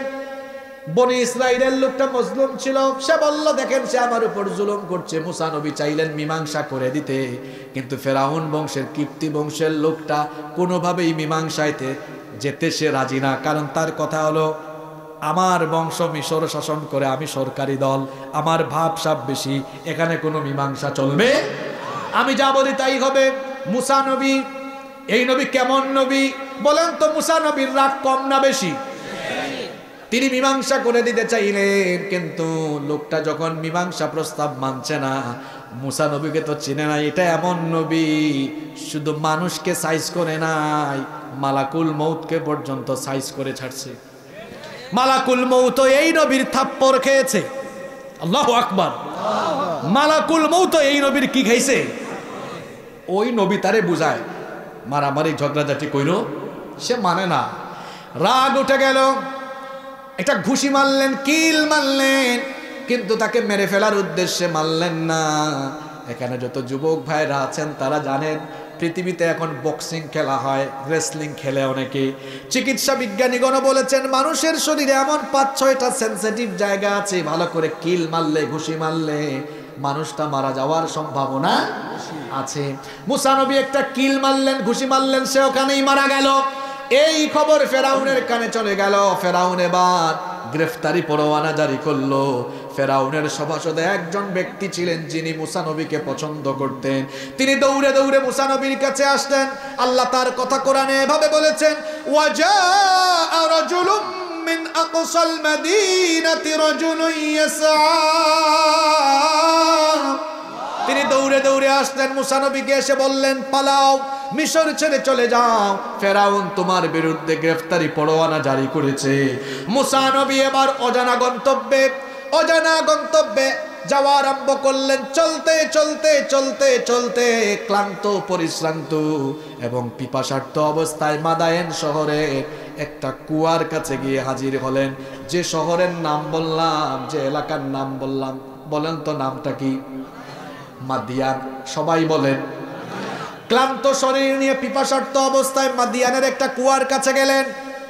মা বোনরা এবার কান লাগাবেন, মা বোনদের ওয়াজ এসেছে, যুবকদের ওয়াজও এখন আসবে। সবাই রেডি তো? মাদিয়ানের একটা কুয়ার কাছে চলে আসলেন। ভাবলেন আমি যেহেতু পিপাসার্ত, কুয়া থেকে একটি পানি পান করি। কিন্তু কুয়ার কাছে গিয়ে দেখলেন লম্বা সিরিয়াল, অনেক রাখাল ছেলেরা, রাখাল যুবকেরা পশুর পালকে পানি পান করানোর জন্য সিরিয়াল দিয়ে বসে আছে। মুসা নবী লক্ষ্য করলেন কুয়ার খুব অদূরে নিকটবর্তী জায়গায় দুইটা মেয়ে তাদের পশুর পাল নিয়ে অসহায়ের মতো দাঁড়িয়ে আছে। তিনি ওই দুই অসহায় মেয়ের কাছে গিয়ে বললেন, কি ব্যাপারে মেয়েরা, এত সংখ্যক পুরুষ মানুষ আর তোমরা এই দিকে আলাদা কেন পশুর পাল নিয়ে দাঁড়িয়ে আছো? মেয়েরা তখন বললেন, আবুনা শাইখান কাবীরা, আমাদের বাবা অতিশয় বৃদ্ধ মানুষ, বার্ধক্যের কারণে পশুর পাল নিয়ে তিনি মরুভূমিতে আসতে পারেন না। আমাদের ঘরে কোনো পুরুষ মানুষও নাই, এই জন্য আমাদের পশুর পাল নিয়ে আমরা দুই বোন এই মরুভূমিতে আসি। আর আমরা মরুভূমিতে আসার পরে পশুর পালকে পানি পান করানোর জন্য এই কুয়ায় আসি। কিন্তু এই যুবকেরা যতক্ষণ তাদের পশুর পালকে পানি পান করিয়ে না যায় ততক্ষণ পর্যন্ত আমরা এখানে অপেক্ষা করি। তারা পানি পান করানোর পরে আমরা যাই, আমরা পানি পান করিয়ে বাড়িতে যাই। এখান থেকে শিক্ষা নেন বোনেরা, মায়েরা, হাজার হাজার মা বোনরা মাহফিলে এসেছেন, এখান থেকে শিক্ষা নেন। এই যে দেখেন দুইটা মেয়ে, দিনদার মেয়ে, পুরুষ মানুষ আছে বলে পুরুষদের সাথে গিয়ে ঠেলাঠেলি ঘেঁষাঘেঁষি করে না, কিন্তু আমার দেশে এমন বহু মহিলা আছে পুরুষের সাথে ঠেলাঠেলি ঘেঁষাঘেঁষি করে চলাফেরা করে, আছে না নাই? একজন দিনদার মহিলা কখনো পুরুষের সাথে ঠেলাঠেলি রেষারেষি ঘেঁষাঘেঁষি করে চলবে না। কিন্তু দেখবেন অনেক বোনেরা আছেন বাজারে ঘাটে রাস্তাঘাটে পুরুষের সাথে ঠেলাঠেলি কইরা হাঁটে। এটা কোনো ভালো মুমিনা নারীর বৈশিষ্ট্য হতে পারে না। মায়েরা বোনেরা বাড়ি থেকে যখন বের হবেন পর্দা করে বের হবেন। পুরুষদের থেকে একটু দূরত্ব মেনটেন করে চলবেন। নিজেরা পথে ঘাটে রাস্তাঘাটে চলার সময় পর্দা মেনটেন করবেন। অনেক মা বোনেরা আছেন বাড়ি থেকে বের হওয়ার সময় 2 ঘন্টা 3 ঘন্টা সাজগুজ করে, এক ভাই তার বউ নিয়ে বের হচ্ছেন, 2 ঘন্টা হয়ে যায়, ভাবির এখনো সাজগুজ শেষ হয় না। ভাই তখন বলল, কই গো বউ আমার, এতক্ষণ হলো কি করো? কয় আশকারাটা শেষ করছি, মাস্কারাটা লাগাইনি। আরো 20 মিনিট পরে যখন বলে, কই গো তোমার কি হলো? কয় সব তো শেষ, এখন একটু লিপস্টিকটা দিয়ে ফেলি। যে মহিলা ঘর থেকে বের হওয়ার আগে 2 ঘন্টা 3 ঘন্টা সাজগুজ করে, এই মহিলার চরিত্র ভালো না। পর পুরুষকে দেখাবার জন্য নিজেকে সে প্রস্তুত করে। যে মহিলা ঘর থেকে বের হওয়ার সময় সাজগুজ করে বের হয়, এই মহিলার চরিত্র ভালো না। তো আপনি ঘর থেকে বের হবেন, জাস্ট বোরখা পরিধান করবেন, নিকাব লাগিয়ে বের হয়ে যাবেন, 2 থেকে 5 মিনিট সময় লাগবে আপনার। সাজগুজ করবেন আপনার স্বামীর জন্য। হাজার হাজার মায়েরা বোনেরা এসেছেন, আমি শুনেছি। আমার বোনদেরকে বলবো, স্বামীর জন্য সাজগুজ করবেন, স্বামীর জন্য নিজেকে প্রস্তুত করবেন। অনেক বোনেরা আছে নিজের হাজবেন্ডের সামনে কাজের বুয়া কামলা বেডির মতো থাকে, আর যখন মধুপুরে যায়, টাঙ্গাইলে যায়, জরিনা আর সকিনার মতো সাজগুজ করে যায়। জরিনা সকিনার মতো সাজগুজ করে টাঙ্গাইলে আর মধুপুরে যাইতে আপনাকে কে বলেছে? আপনি সাজগুজ করবেন আপনার স্বামীর সামনে। এত জোরে ঠিক কইলেন, আপনারাও তো কিন্তু কম না। সকালবেলা 10টার সময় বাড়ি থেকে বের হয়ে যান নবাবজাদা নসরুল্লাহর মতো, আর বউয়ের সামনে থাকে কামলা বেডার মতো। এইটাও ঠিক। নিজের স্ত্রীর সামনে আপনি পরিচ্ছন্ন পরিপাটি থাকবেন, স্ত্রীর সামনে নিজেকে আপনি আকর্ষণীয় রাখবেন। আকর্ষণীয় থাকা মানে হলো এই নয় যে আপনি একদম নতুন নতুন কাপড় পরে থাকবেন, বিষয়টা এমন নয়। মানে গুছালো থাকবেন, পরিচ্ছন্ন থাকবেন।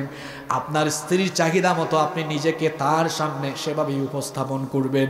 ঠিক সেভাবে আমার বোনেরা যারা শুনছেন, আপনিও আপনার হাজবেন্ডের সামনে নিজেকে এমনভাবে প্রেজেন্ট করবেন। শোনেন, আপনি আপনার স্বামীকে এমনভাবে আপনার দিকে আকৃষ্ট করে রাখবেন যাতে আপনার হাজবেন্ডের চোখ কোনোদিন আপনার থেকে অন্য কারো দিকে আর না যায়। ঠিক সেভাবে আপনারাও নিজেকে এমনভাবে প্রস্তুত রাখবেন যেন আপনার স্ত্রীর চক্ষু আপনার দিকে অন্য কারো দিকে না যায়। তাহলে বোনরা যারা আছেন, বোনরা বাড়ি থেকে পর্দা করে বের হবেন। অবশ্য আমরা যখন হুজুররা পর্দার কথা বলি, তখন এক শ্রেণীর মানুষ আছে, তারা বলে এই দেশে মোল্লারা নারীদেরকে প্যাকেট কইরা আটকায়া নারী উন্নতি আর নারী অগ্রগতি আটকায়া দিল। আমার ঘটনা একটা মনে পড়েছে, বলবো। এক এলাকায় এক লোক মুরগির খামার করেছে। কিসের খামার? এখন মুরগিকে নেট দিয়ে দেওয়াল দিয়ে আটকায় রেখেছে। একদিন এক শিয়াল এসে বলে, আহারে মুরগিগুলা, তোদেরকে দেখে কত কষ্ট হয় আমার, তোরা জানোস? দেখ আমার দিকে তাকা, আমি স্বাধীন, যেখানে সেখানে যেতে পারি, আর তোদের মালিক তোদেরকে এখানে আটকায় রেখেছে। তখন এক মুরগি বাকিদেরকে বলল, এর কথায় বিভ্রান্ত হয় না। সে চায় আমরা যেন এই আবদ্ধ জায়গা থেকে একটু বের হই, তারপর সেজন্য আমাদেরকে গ্রাস করতে পারে, ভক্ষণ করতে। শিয়াল সবসময় মুরগির স্বাধীনতা যেমন চায়, লুচ্চা বদমাইশরাও নারীদেরকে সবসময় তাদের সামনে বেপরদা অবস্থায় দেখতে চায়। ঠিক আছে কথা? সব কথা সহজ করে বললে হয় না। যেমন কুকুর তেমন মুগুর দরকার। এদেরকে সভ্য ভাষায় বললেও এরা শোনে না। প্রাচ্যের অক্সফোর্ড নামে খ্যাত ঢাকা বিশ্ববিদ্যালয়, জাহাঙ্গীরনগর বিশ্ববিদ্যালয়, জগন্নাথ বিশ্ববিদ্যালয় সহ দেশের বহু বিশ্ববিদ্যালয়গুলোতে আমাদের বোনেরা পর্দা করে পরীক্ষার হলে যেতে পারে না, পর্দা করে ক্লাসরুমে যেতে পারে না। বাংলাদেশের বিভিন্ন কলেজে আমাদের বোনেরা পর্দা করে যেতে পারে না। কিছু শিক্ষক নামের মানুষকে আমরা দেখি, তারা আমাদের বোনদেরকে বেপর্দা করতে ক্লাসে বাধ্য করে। আমরা তাদেরকে বলবো, যদি মেয়েদের চেহারা এতই দেখতে মন চায়, ঘরে গিয়ে নিজের বউয়ের চেহারা দেখেন। কলেজ আর বিশ্ববিদ্যালয়ের মেয়েদেরকে এত বেপর্দা বানাইতে মন চায় কেন? নাকি ওই ঘটনার শিয়ালের মতো আপনার চরিত্র? আল্লাহ যেন এদেরকে হেদায়াত দেয়। কষ্ট হচ্ছে আপনাদের? 15-20 মিনিট থাকবেন তো আপনারা? আজকে মুনাজাতের আগে উঠতে পারবেন না ইনশাআল্লাহ। কোথায় ছিলাম মনে আছে? বলেন তো কোথায় ছিলাম? কুয়ার কাছে। কিসের কাছে? কুয়ার কাছে। ওই দুই মেয়ে বললেন, আমাদের বাবা বৃদ্ধ মানুষ, এই জন্য আমরাই এসেছি। যুবকরা যখন পশুর পালকে পানি পান করায় চলে যাবে, তখন আমরা আমাদের পশুর পালকে পানি পান করাবো। তিনি তখন বললেন, ঠিক আছে, আজকে তোমাদের পশুর পালকে আমি পানি পান করায় দিই, তাড়াতাড়ি বাড়িতে চলে যাও। তিনি আবার পশুর পালকে পানি পান করায় দিলেন। মেয়েরা আজকে তাড়াতাড়ি বাড়িতে চলে আসলো। এই দুই মেয়ে ছিল নবীর মেয়ে, নাম হলো শুআইব আলাইহিস সালাম, যাকে আল্লাহ মাদিয়ানবাসীদের জন্য নবী বানিয়েছিলেন। শুআইব আলাইহিস সালাম মেয়েদেরকে বললেন, কি ব্যাপার মেয়েরা, প্রতিদিন বাড়িতে দেরি করে আসো, আজকে কেন এত তাড়াতাড়ি চলে আসলে? মেয়েরা ঘটনা শোনালো। তখন শুআইব আলাইহিস সালাম বললেন, যেহেতু ছেলেটা তোমাদেরকে সাহায্য করেছে, আমার কাছে নিয়ে আসতা, তাহলে আমি তাকে খুশি হয়ে কিছু হাদিয়া দিতাম, পুরস্কার দিতাম। সুবহানাল্লাহ। ওইদিকে মুসা নবী ওই কুয়া থেকে পানি পান করে একটা গাছের ছায়ার নিচে বসে আছেন আর আল্লাহর কাছে দোয়া করছেন, আল্লাহ, অজানা এলাকায় এসেছি, একটা মানুষও পরিচিত নাই, থাকা খাওয়ার একটা ব্যবস্থা করে দাও। কেমনে আল্লাহ দোয়া কবুল করে ব্যবস্থা করে দিলেন শুনেন। শুআইব নবী মেয়েদেরকে বললেন, যেহেতু ছেলেটাকে তোমরা আনলা না, এখন যাও ওই কুয়ার কাছে গিয়ে দেখো সে আছে কিনা, যদি থাকে তো আমার কাছে নিয়ে আসো, তাকে একটু হাদিয়া দেই। মেয়েরা এবার চলে গেলেন, গিয়ে দেখলেন একটা গাছের নিচে মুসা নবী তখন বসে আছেন। তারা মুসা নবীর কাছে গেল। মুসা নবী তখনও তিনি নবী হন নাই, যুবক মানুষ। ওই দুইটা মেয়ের সামনে তিনি তখন তার চক্ষুটাকে নিচের দিকে রেখে লজ্জাশীল হয়ে কথা বললেন। যুবকদের ওয়াজ চলে এসেছে। ও যুবক ভাইরা দেখো, এই যে মুসা নবী দুই মেয়ের সাথে কথা বললেন, চোখে চোখ রাখলেন না, নিচের দিকে তাকিয়ে কথা বললেন। কিন্তু আমার যুবক ভাইরা যখন রাস্তায় হাঁটে, 2-3টা মেয়ে হেঁটে গেলে যদি সুন্দরী হয় তো একটা আরেকটারে কয়, দোস্ত কি যে দেখলাম, মাথা আমার ঠিক নাই। এটা দেখতে কইছে কে আপনাকে? আল্লাহ তাআলা কোরআনে কারীমে বলেছেন, কুল্লিল মুমিনিনা ইয়াগুদ্দু মিন আবসারিহিম, ও নবী, মুমিন পুরুষদেরকে আপনি বলে দেন তারা যেন তাদের চক্ষুকে পরনারী থেকে নিম্নগামী করে পরনারীর দিকে না দিয়ে নিচের দিকে রেখে দেয়। হুকুমটা কার? সুতরাং যুবক ভাইরা, পরনারীর দিকে ফেল ফেল করে তাকিয়ে থাকবেন না, অসভ্য ছেলের মতো মেয়েদের পিছনে ঘুরঘুর করবেন না, বরং নিজেকে দিনদার চরিত্রবান বানিয়ে নিজেকে আপনি এমন জায়গায় নিয়ে যান যাতে করে সুন্দরী সুন্দরী আর দিনদার মেয়ের বাপ আপনার কাছে মেয়ে বিয়ে দেওয়ার জন্য ঘুরঘুর ঘুরঘুর ঘুরঘুর করে। সিদ্ধান্ত নেন, ঘুরবেন না ঘুরাবেন? জি, যুবকরা ঘুমায় গেছে নাকি? যুবকরা ঘুরবা না ঘুরাবা? নাকি গার্লফ্রেন্ড বানায় ঘুরা আরম্ভ করছো? ইস, গার্লফ্রেন্ড কিসের গার্লফ্রেন্ড? এখনই ব্লক মারো। আমার দেশে এখন কিছু বক্তাও বের হয়েছে, 30-40-50 মিনিট শুধু যুবক যুবতীদের প্রেম প্রীতি নিয়ে আলোচনা করে যুবকদের কারো উস্কায়া দেয়। যুবক ভাইদেরকে বলছি, এটা হারাম রিলেশনের সময় নয়। এই বয়স হচ্ছে নিজেকে কোরআনের পতাকা তলে কোরআনের আন্দোলনে শামিল করার বয়স। এটা কোরআন হাদিস চর্চার বয়স। এই বয়স হলো দ্বীন কায়েমের আন্দোলনে যোগদানের বয়স। এটা প্রেম প্রীতির বয়স নয়, এটা গার্লফ্রেন্ড বানানোর বয়স নয়। আল্লাহ আমার যুবকদেরকে কবুল করেন। মুসা নবী চোখের দিকে তাকালেন না, বললেন, কেন এসেছেন? তারা বলল, আমাদের বাবা ডেকেছেন, চলেন আমাদের সাথে। মুসা নবী মনে মনে বললেন, মনে হয় কিছু একটা হতে পারে, আল্লাহ মনে হয় দোয়া কবুল করেছেন। মুসা নবী বললেন, ঠিক আছে, তোমাদের বাড়িতে যাব, তবে তোমরা আমার সামনে হাঁটবা না, তোমরা আমার সামনে হাঁটবা না, আমার পিছনে যাও। কারণ একজন যুবকের সামনে যদি যুবতী হাঁটে, সেখান থেকে যুবকের জন্য ফিতনা হওয়ার সম্ভাবনা আছে না নাই? ও যুবক ভাইরা, দেখো, মুসা নবীর মতো চরিত্র বানাও। তিনি বললেন আমার পিছনে যাও, পিছন থেকে আমাকে ডিরেকশন দাও, ডানে যাব না বামে যাব, কোন দিকে যাব বলো। মেয়েরা পিছনে চলে গেল। এবার তারা বাড়িতে চলে গেলেন। শুআয়ব আলাইহিস সালাম তাদেরকে অভ্যর্থনা জানালেন। অভ্যর্থনা জানানোর পরে মুসা নবীর কাছে সকল ঘটনা জানতে চাইলেন। মুসা নবী সকল ঘটনা যখন বললেন, শুআয়ব আলাইহিস সালাম তখন বললেন, আহারে, তাহলে এই এলাকায় তো আপনার দেখতেছি কোনো পরিচিত মানুষ নাই, আত্মীয় স্বজন নাই। দুই মেয়ে তখন বলে, আব্বাজান আমাদের ঘরেও তো কোনো পুরুষ মানুষ নাই, এই লোকটার এই এলাকায় এই দেশে কোনো পরিচিত মানুষ নাই, আর আমাদের ঘরে কোনো পুরুষ মানুষ নাই। তখন শুআয়ব আলাইহিস সালাম বললেন, মেয়েরা কি বলতে চাও? তখন মেয়েরা বললেন, আব্বাজান পুরুষ মানুষ না থাকায় আমরা তো পশুর পাল নিয়ে মরুভূমিতে যাওয়া লাগে, এই লোকটার যেহেতু এলাকায় কেউ নাই, কর্মচারী বানায়া আমাদের ঘরে রেখে দেন, তাহলে আমাদের পশুর পালকে মরুভূমিতে নিয়ে যাবে, আমাদের ঘরের কাজ করবে, তারও থাকার ব্যবস্থা হলো, আমাদেরও উপকার হলো। আর লোকটা কিন্তু কওয়িয়ুল আমিন। মেয়েরা এবার মুসা নবীর প্রশংসায় দুইটা কথা বলল, কওয়িয়ুল আমিন, কওয়ি মানে শক্তিশালী, আমিন মানে হলো বিশ্বস্ত। শুআয়ব আলাইহিস সালাম মেয়েদেরকে বললেন, আচ্ছা ছেলেটা যে বিশ্বস্ত আর আমানতদার, তোমরা এটা বুঝলা কেমনে? তখন মেয়েরা বলল, আব্বাজান ছেলেটা শক্তিশালী আর আমানতদার, বিশ্বস্ত আমরা এভাবে বুঝেছি, এই ছেলেটা আমাদের পশুর পালকে পানি পান করিয়েছে অসংখ্য যুবকের ভিড়ে, তখন তার শক্তিমত্তা দেখেছি। কোন দুর্বল রেওয়ায়েতে এসেছে ওই কুয়ার উপরে ঢাকনা সরাতে কয়েকজন যুবক লাগতো, আর মুসা নবী একাই সেটা সরাইয়া দিয়েছেন। আল্লাহু আকবার। এজন্য মেয়েরা বলল সে শক্তিশালী, আর শুআয়ব আলাইহিস সালাম বললেন সে যে বিশ্বস্ত আমানতদার চরিত্রবান। কেমনে বুঝলা? মেয়েরা বলল, চোখের দিকে তাকায়া কথা বলে না, বাড়িতে আনার সময় সামনে হেঁটেছে, আমাদেরকে পিছনে রেখেছে। শুআয়ব নবী তখন বুঝতে পারলেন এগুলো সাধারণ মানুষের চরিত্র নয়, এক নবীর খবর আরেক নবীর কাছে আসে না নাই। তিনি বললেন, তাহলে আর চাকর বানাবো কেন, কর্মচারী বানাবো কেন? এতদিন ধরে আমি যা খুঁজতেছি তাই যেহেতু পেয়ে গেছি।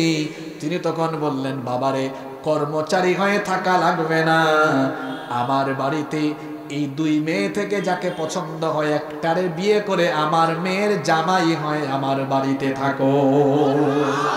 এবার ওয়াজ আসছে আমার চাচা আর চাচিদের। চাচা চাচিরা, চাচিদের জবাব তো আমি শুনবো না, চাচারা বলেন তো, এই যে শুআয়ব আলাইহিস সালাম মেয়ে বিয়ে দিয়ে দিলেন মুসা নবীর কাছে, অর্থবিত্ত, টাকা পয়সা, ক্ষমতা দেখে না চরিত্র দেখে? জোরে বলেন, কি দেখে? আপনারা কি করেন আগেই বলেন।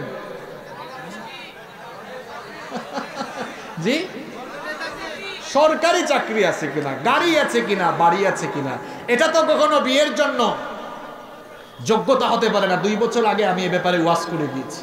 বিয়ের ক্ষেত্রে নবীজি বলেছেন 4টা জিনিস দেখো, আর সবার আগে ফাযফার বিদাতিদ দীনি তারিবাত ইয়াবাক, দিনদারিকে প্রাধান্য দাও। গত বছর আপনাদের ভাইয়েরা আমাকে দাওয়াত করেছিলেন, আমি আসতে পারি না, এর আগের বছর এসেছিলাম মাগরিবের পরে, মনে আছে আপনাদের? তখন এগুলো আমি বলে গিয়েছিলাম। শোনেন আব্বাজান, আমার চাচাজানরা, বাবারা শোনেন, টাইলসওয়ালা ঘরের ভেতরের ছেলে, নামাজ নাই, দিনদারিতা নাই, হালাল হারামের তুয়াক্কা নাই, এমন অসৎ চরিত্রের ছেলের কাছে টাইলসওয়ালা ঘরের ভিতরেও আপনার মেয়ে অশান্তিতে থাকবে, কপাল পুড়ে ছাই হয়ে যাবে। নামাজি ছেলে, ভালো ছেলে, দিনদার ছেলে, টিনের ঘরের বাড়ি ছেলে যদি ভালো হয়, আপনার মেয়ে আজীবন সুখে শান্তিতে থাকবে। দেখবেন কি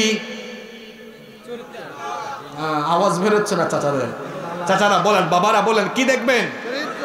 আমাদের ছেলেরা ভালো তো, টাঙ্গাইলের ছেলেরা প্রেম করতে চায় না, টাঙ্গাইলের ছেলেরা জিনা করতে চায় না, তারা বিয়ে করতে চায়।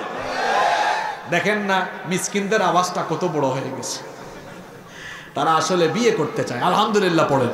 এজন্য বিয়েটাকে সহজ করে দিতে হবে। মুসা নবীর কাছে বিয়ে দেওয়া হলো, শুআয়ব আলাইহিস সালামের মেয়ে বিয়ে দিচ্ছেন, শ্বশুর থেকে প্রস্তাব, শ্বশুর থেকে, মেয়ে পক্ষ থেকে প্রস্তাব, বিয়ে করে ফেলেন। মুসা নবী বলছেন, আমি যে আপনার মেয়েকে বিয়ে করব, আমার তো মোহরানা দেওয়ার মতো কিছুই, জোরে বলেন, কিছুই। দেখেন আমি পুরো আলোচনার ভেতরে প্রতিটা পয়েন্টে পয়েন্টে শিক্ষা বলে যাচ্ছি, এগুলো মনে রাখতে হবে, মনে রাখবেন তো? তোমরা দেখছো মরণ, পিছনেও দেখছো মরণ, আর আমি বলছি শোনো, কাল্লা ইন্না মাইয়া রাব্বি সায়াহদিন। কখনো নয়। আমাদের সাথে যিনি আছেন তিনি কে? তিনি আমাদেরকে পথ দেখাবেন। মনে পড়ে গেল আমার হিজরতের রাতের ঘটনা। আবু বকর রাদিয়াল্লাহু আনহু তিনি যখন বলেছিলেন, নবী গো, কাফিররা তো কাছাকাছি চলে এসেছে, হয়তো আমরা ধরা খেয়ে যাব, আমরা তো দুইজন, তারা অনেকজন। সেই কঠিন পরিস্থিতিতে আল্লাহর হাবিব তার সাথীকে বলেছিলেন, লা তাহজান ইন্নাল্লাহা মা'ানা। আমার সাথী, ভয় পেও না, আমাদের সাথে যিনি আছেন তিনি কে? এই দুইটা ঘটনা থেকে টাঙ্গাইলের মুসলমানরা শিক্ষা নেন।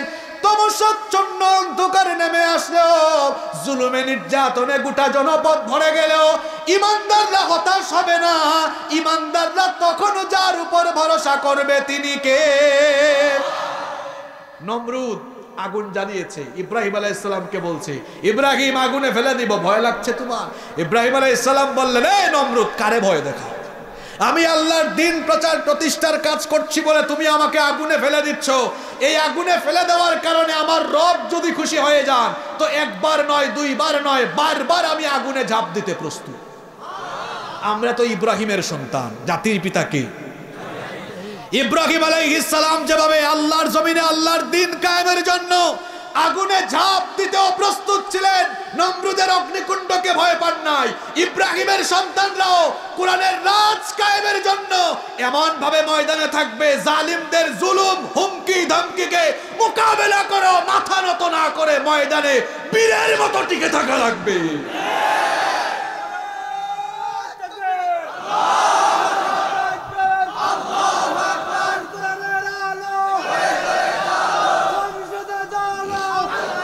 আল্লাহ সবাইকে কবুল করেন, বলেন আমিন। এবার আল্লাহ তাআলা ধরবেন, শোনেন, 2 মিনিট মনোযোগ দেন। সত্যি সত্যি আল্লাহ পথ দেখায় দিলেন, সাগরের মাঝখান দিয়ে রাস্তা বানায় দিলেন কে? জোরে বলেন। মুসা নবী উম্মত নিয়ে পাস হয়ে গেলেন, আর ফেরাউন তার দলবল নিয়ে যখন মাঝ বরাবর গেল, পানিতে নাকানি চুবানো খাওয়াচ্ছেন কে? জোরে বলেন কে? ফেরাউন বলল, আল্লাহ আমি ভালো হয়ে গেছি। আল্লাহ তখন বললেন, আল-আন, এখন কি তোর ভালো হওয়ার টাইম নাকি? ওয়াকাদ আসাইতা ক্বাবলু ওয়া কুনতা মিনাল মুফসিদিন, এর আগে তুই ছিলে সন্ত্রাস। এই আয়াতেও আল্লাহ বলেছেন, ইন্নাহু কানা মিনাল মুফসিদিন। আর সূরা ইউনূসের 90 নম্বর আয়াতেও আল্লাহ বলেছেন, আল-আন ওয়াকাদ আসাইতা ক্বাবলু ওয়া কুনতা মিনাল মুফসিদিন। ওই আয়াতেও আল্লাহ তাকে সন্ত্রাস বলেছেন, এই আয়াতেও আল্লাহ তাকে সন্ত্রাস বলেছেন। কারণ এই যে কাজগুলো, এই আয়াতে আল্লাহ যেগুলো বলেছেন, ক্ষমতার অহংকারে মানুষকে মানুষ মনে না করে মানুষের উপর জুলুম করা, মানুষকে দলে দলে বিভক্ত করে রাখা, আবার সবচাইতে ভালো আল্লাহওয়ালা মানুষগুলোকে কুণ্ঠাসা করে রাখা, আর মানুষকে অন্যায়ভাবে হত্যা করা ক্ষমতার জন্য, এগুলো ভালো মানুষের কাজ না সন্ত্রাসী কাজ। এই জন্য আল্লাহ ফেরাউনকে সন্ত্রাস বলেছেন ইন্নাহু কানা মিনাল মুফসিদিন। আর সূরা ইউনূসে বলেছেন, ওয়াকাদ আসাইতা ক্বাবলু ওয়া কুনতা মিনাল মুফসিদিন, এর আগে তুই সন্ত্রাসী কর্মকাণ্ড চালিয়েছিস, আজ তোকে আমি আর বাঁচাবো না। ফালইয়াউমা নুনাজ্জিকা বিবাদানিকা লিতাকুনা লিমান খালফাকা আয়া, আজ আমি তোর দেহ, তোর বডিটাকে বাঁচিয়ে রেখে দিব, যাতে করে কিয়ামত পর্যন্ত তোর মতো স্বৈরাচার, তোর মতো জালিমরা যেন তাদের পরিণতি, শেষ পরিণতি কেমন বেইজ্জতির সাথে হয়, তোরে দেখে দেখে যেন তারা শিক্ষা নিতে পারে। পৃথিবীতে কেউ স্থায়ী হয় না, হোক না সে ফেরাউন কিবা নমরুদ, কেউ ভোগে চিরদিন রয় না, কেউ ভোগে চিরদিন রয় না। পৃথিবীতে কেউ স্থায়ী হয় না। ফেরাউন শেষ তক ছিল না, মৃত্যু তাকেও ছেড়ে দিল না। সব রাজা মহারাজা আর মহাবীর, কাউকে সে অবকাশ দেয় না। পৃথিবীতে কেউ স্থায়ী হয় না। নীল নদ আজও আছে, থাকবে, সত্যকে চিরদিন ডাকবে, ডেকে ডেকে বলে যাবে দিন ও রাত কেউ যেন ফেরাউন হয় না, পৃথিবীতে কেউ স্থায়ী হয় না। পৃথিবী থাকবে, ফেরাউন চরিত্রের লোকেরা ইজ্জতের সাথে দুনিয়া থেকে যাবে না, বেইজ্জত হয়ে যাবে। আর আল্লাহর জমিনে ঈমানদারেরা এই জমিনের নেতৃত্ব কর্তৃত্ব পাবে, ওয়াদা কর। এর পরের দুইটা আয়াতের অনুবাদ শুনেন, এরপরে আমি আপনাদেরকে নিয়ে মুনাজাতে যাব ইনশাআল্লাহ। এই ওয়াদাটা যে আল্লাহ দিয়েছেন, কোথায় আল্লাহ বলেছেন? পরের আয়াতে আল্লাহ বলেছেন। আল্লাহ বলেছেন ওয়ানুরিদু আন নামুন্না আলাল্লাযীনা ইসতুদঈফু ফিল আরদি ওয়া নাজআলাহুম আইম্মাতান ওয়া নাজআলাহুমুল ওয়ারিসিন। আর আমি ঈমানদারদের উপরে যাদেরকে দুর্বল করে রাখা হয়েছিল, ফেরাউন যাদেরকে দুর্বল বানিয়েছিল, তাদের উপরে অনুগ্রহ করতে চেয়েছিলাম, তাদেরকে আমি নেতৃত্ব দিতে চেয়েছিলাম এবং জমিনের উত্তরাধিকারী তাদেরকে বানাতে চেয়েছিলাম। কেন বানাতে চেয়েছিলাম? ওয়ানুমাক্কিনা লাহুম ফিল আরদি ওয়া নুরিয়া ফিরআউনা ওয়া হামানা ওয়া জুনুদাহুমা মিনহুম মা কানু আল্লাহ বলছেন এই জন্যই আমি ঈমানদারদেরকে, দুর্বল ঈমানদার যাদেরকে কুণ্ঠাসা করে রাখা হয়েছে, কথা বলার স্বাধীনতা, চলাফেরার স্বাধীনতা, ঘর বাড়িতে থাকার স্বাধীনতা কেড়ে নেওয়া হয়েছে, আমি আল্লাহ তাদেরকে দুনিয়ার নেতৃত্ব কর্তৃত্ব এজন্য দিতে চেয়েছি। ওয়ানুরিয়া ফিরআউনা ওয়া হামানা, ফিরআউন, হামান, ওয়া জুনুদাহুমা, এবং তার সৈন্যদেরকে, সাঙ্গপাঙ্গদেরকে যেন দেখায় দিতে পারি যে ক্ষমতা হারানোর আশঙ্কায় তারা ছিল, আর যে ঈমানদারদেরকে নিয়ে তারা শঙ্কায় ছিল, সেই ঈমানদারদেরকে আমি জমিনের নেতৃত্ব দিয়ে তাদেরকে আমি বেইজ্জত করে দিব। এটা চাওয়াকার, চাওয়াকার। আপনাদের বিশ্বাস হয়? বিশ্বাস হয়? কাকে আল্লাহ তাআলা দুনিয়ার উত্তরাধিকার দিবেন, কাকে দিবেন না, ইখতিয়ার কার।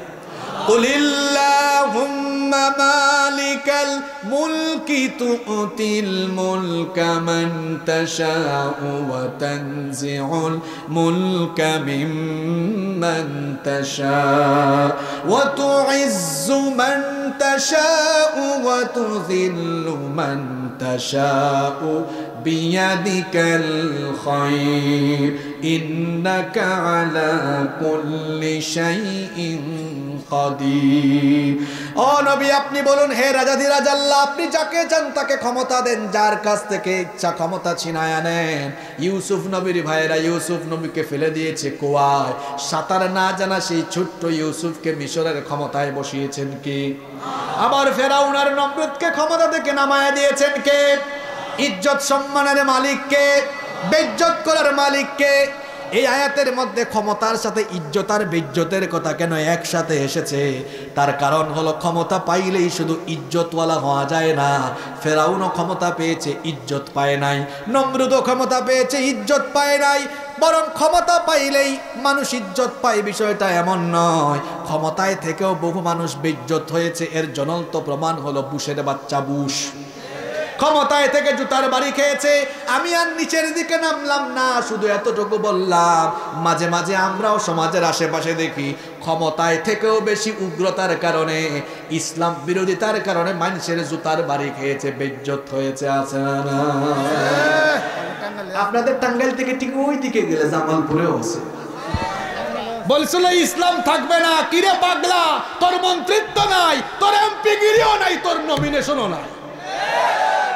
ইসলাম এখনো আছে না নাই? পাগলা, কোন জমিনে আছিস তুই? জমিন চিনলি না? এই জমিন শাহজালালের দেশ, এটা শাহপুরানের দেশ, ওলিয়া উলিয়ার দেশ, মসজিদ মাদ্রাসার দেশ। এদেশে ইসলাম বিরোধী, ইসলামের বিরুদ্ধে যেই যাবে সে তার সবকিছু হারাবে। ইসলাম ছিল, ইসলাম আছে, থাকবেই থাকবে ইনশাআল্লাহ। তার কিচ্ছু আছে এখন? যদি তওবা করে এখনো আসে ভালো, আল্লাহ তাকে মাফ করে দিতে। আল্লাহ কাউকে মাফ করে দিলে আমাদের কোনো অসুবিধা নাই। তাহলে কি বোঝা গেল আজকের এই আলোচনা থেকে? ইজ্জত বেজ্জতের মালিক কে? অন্ধকার। অন্ধকার ভয় পাওয়া যাবে না। অন্ধকারের পরেই কি আসে? রাত 12টা হয়ে গেছে, তার মানে সকাল হওয়ার সময় ঘনিয়ে আসছে। একজন গর্ভবতী মায়ের প্রসব বেদনা বেড়ে গেলে সন্তান হওয়ার সম্ভাবনা বেড়ে যায়। ঠিক তেমনি ভাবে গোটা পৃথিবীতে ইসলামের উপরে যে পরিমাণ মুসিবত এসেছে, মুসলমানদের উপর মুসিবত এসেছে, এই মুসিবত দেখে ভয় পাবেন না। এই চিত্র আমাদেরকে এই আভাস দিচ্ছে আগামীর পৃথিবী হবে ইসলাম এবং মুসলমানদের পৃথিবী ইনশাআল্লাহ। আল্লাহ কবুল করে নেন। আজকের এই মাহফিলে আসতে পেরে আপনারা সবাই খুশি তো? কারা কারা খুশি? আসলেই খুশি? একটু হাত তুলে দেখান তো। মাশাআল্লাহ, হাতগুলো নামান। শোনেন, গত বছর আমি তাড়াহুড়ায় ছিলাম, আমাকে মাগরিব আলোচনায় দেওয়া হয়েছে, আমার আরেকটা মাহফিল ছিল বলে আমি আপনাদেরকে নিয়ে মোনাজাত করতে পারিনি। 4 দিনের এই মাহফিল, আমরা মোনাজাতে যাব, আবেগঘন মোনাজাত হবে। যারা দাঁড়িয়ে আছেন তারা বসেন। তার আগে 1 মিনিটে আমি একটা কথা বলতে চাই। আমি সারা বাংলাদেশের প্রায় সকল জায়গায় গিয়েছি, দুর্গাপুরের মতো আদর্শ কোনো এলাকা আমি আর পাই নাই। এটা আপনাদেরকে পাম দিয়ে যাচ্ছি না। আমি এসে যেটা দেখেছি, মাওলানা রাদওয়ান ভাই আমাকে দেখিয়েছেন, এখানে একটা তাফসির ঘর আছে এবং প্রতি মাসে, এটা মিডিয়ার ভাইরাও নিয়ে যান, এটা দিয়েন, মানুষ জানা দরকার। এটা বাংলাদেশে এই প্রথম আমি কোনো এলাকা পেয়েছি যেখানে বছরে একবার মাহফিল করেই তারা তাদের দায়িত্ব শেষ করেন না। এখানে 2 ঘন্টা মানুষ বসে আছেন, এটা কিসের প্রভাব আমি বুঝতে পেরেছি। প্রত্যেক মাসে 3 দিন করে তাফসির ঘরে তাফসির হয়, প্রত্যেক সপ্তাহে 3 দিন করে তাফসির ঘরে তাফসির হয়। আমি এখানে যাদের নাম দেখেছি ওনারা সবাই আমার উস্তাদ তুল্য আলেম। সকল উস্তাদ তুল্য আলেমরা বিষয় সিলেক্ট করা আছে, ধারাবাহিকভাবে তারা আলোচনা করেন। সপ্তাহে 3 দিন করে তাফসির হয়, মাসে হয় 12 দিন। 12 জন উস্তাদ, 12 জন আলেম, 12 জন মুফাসসির, মুহাদ্দিস, মুফতি। সারা কোরআন 3 বার খতম হয়ে গেছে এখন পর্যন্ত সারা কোরআন, পূর্ণাঙ্গ কোরআন 3 বার খতম হয়েছে, মানে 3 বার তাফসীর শেষ হয়েছে। সুবহানাল্লাহ পড়বেন না? বিশ্বাস করেন, আমি নিজেও এটা শিখে গিয়েছি এবং আমি চেষ্টা করব আমার এলাকায় এটা চালু করতে। আমার কাছে খুব ভালো লেগেছে। গোটা বাংলাদেশের জন্য, গোটা বাংলাদেশের জন্য টাঙ্গাইল জেলার মধুপুর পৌরসভাস্থ এই দুর্গাপুরে অবস্থিত তাফসির ঘরের এই তাফসির কার্যক্রম একটা মডেল হতে পারে, এটা আদর্শ হতে পারে। তারা বছরে 1 দিন মাহফিল করে শেষ না, সপ্তাহে 3 দিন করে, মাসে 12 দিন তারা এখানে কার্যক্রম চলমান রাখেন। এখন যে তাফসির ঘরে তাফসির হয়, এটা তাফসির ঘর আর কি, যে বিল্ডিংটাতে এই তাফসিরের কার্যক্রম চলে, কোরআনের এই কার্যক্রমগুলো চলে, এটার নাম তারা দিয়েছেন তাফসির ঘরই তো নাকি? তাফসির ঘর না? আচ্ছা, এখন তারা চাচ্ছেন এখানে এই তাফসিরুল কোরআন পরিষদের উদ্যোগে একটা 3 তলা ফাউন্ডেশন দিয়ে বিল্ডিং করবেন। আপনার হয়ে গেছে না? কিছু কাজ এখনো বাকি আছে। আপনারা এতে খুশি না বেজার? আচ্ছা, কিছু কাজ যে বাকি আছে এটা হয়ে যাক। আপনারা সবাই চান কি চান না? ভয় পাইয়েন না, আপনাদের কাছে একদম নাম ধরে ধরে চাইবো না, মানে আপনারা মন থেকে, দিন থেকে চান কি চান না? কারা কারা চান একটু হাত তোলেন তো। এই যে আমরা চাইলাম, এই চাওয়া এটা পূরণ হয়ে যাক, এজন্য সবাই একটু কুরবানি দেই, হাত তুলেন। এবার হাতটা নামায় নামায় নামায় নামায় পকেটে ঢুকান, মানুষের পকেটে ঢুকাইয়েন না, নিজের পকেটে ঢুকান। 1 মিনিট সময় লাগবে, এখানে লোকজন রেডি করা আছে, চতুর্দিক থেকে আমার ভাইরা যাবেন। 1টা মিনিট দয়া করে ধৈর্য ধরবেন। আপনারা টাঙ্গাইলের মানুষ, বড় ধৈর্যশীল মানুষ, খুব সচেতন ভদ্র মানুষ, কেউ উঠবেন না, মোনাজাত হয়ে যাবে। আমার ভাই মনে হয় লম্বা অ্যামাউন্ট বের করে ফেলছে।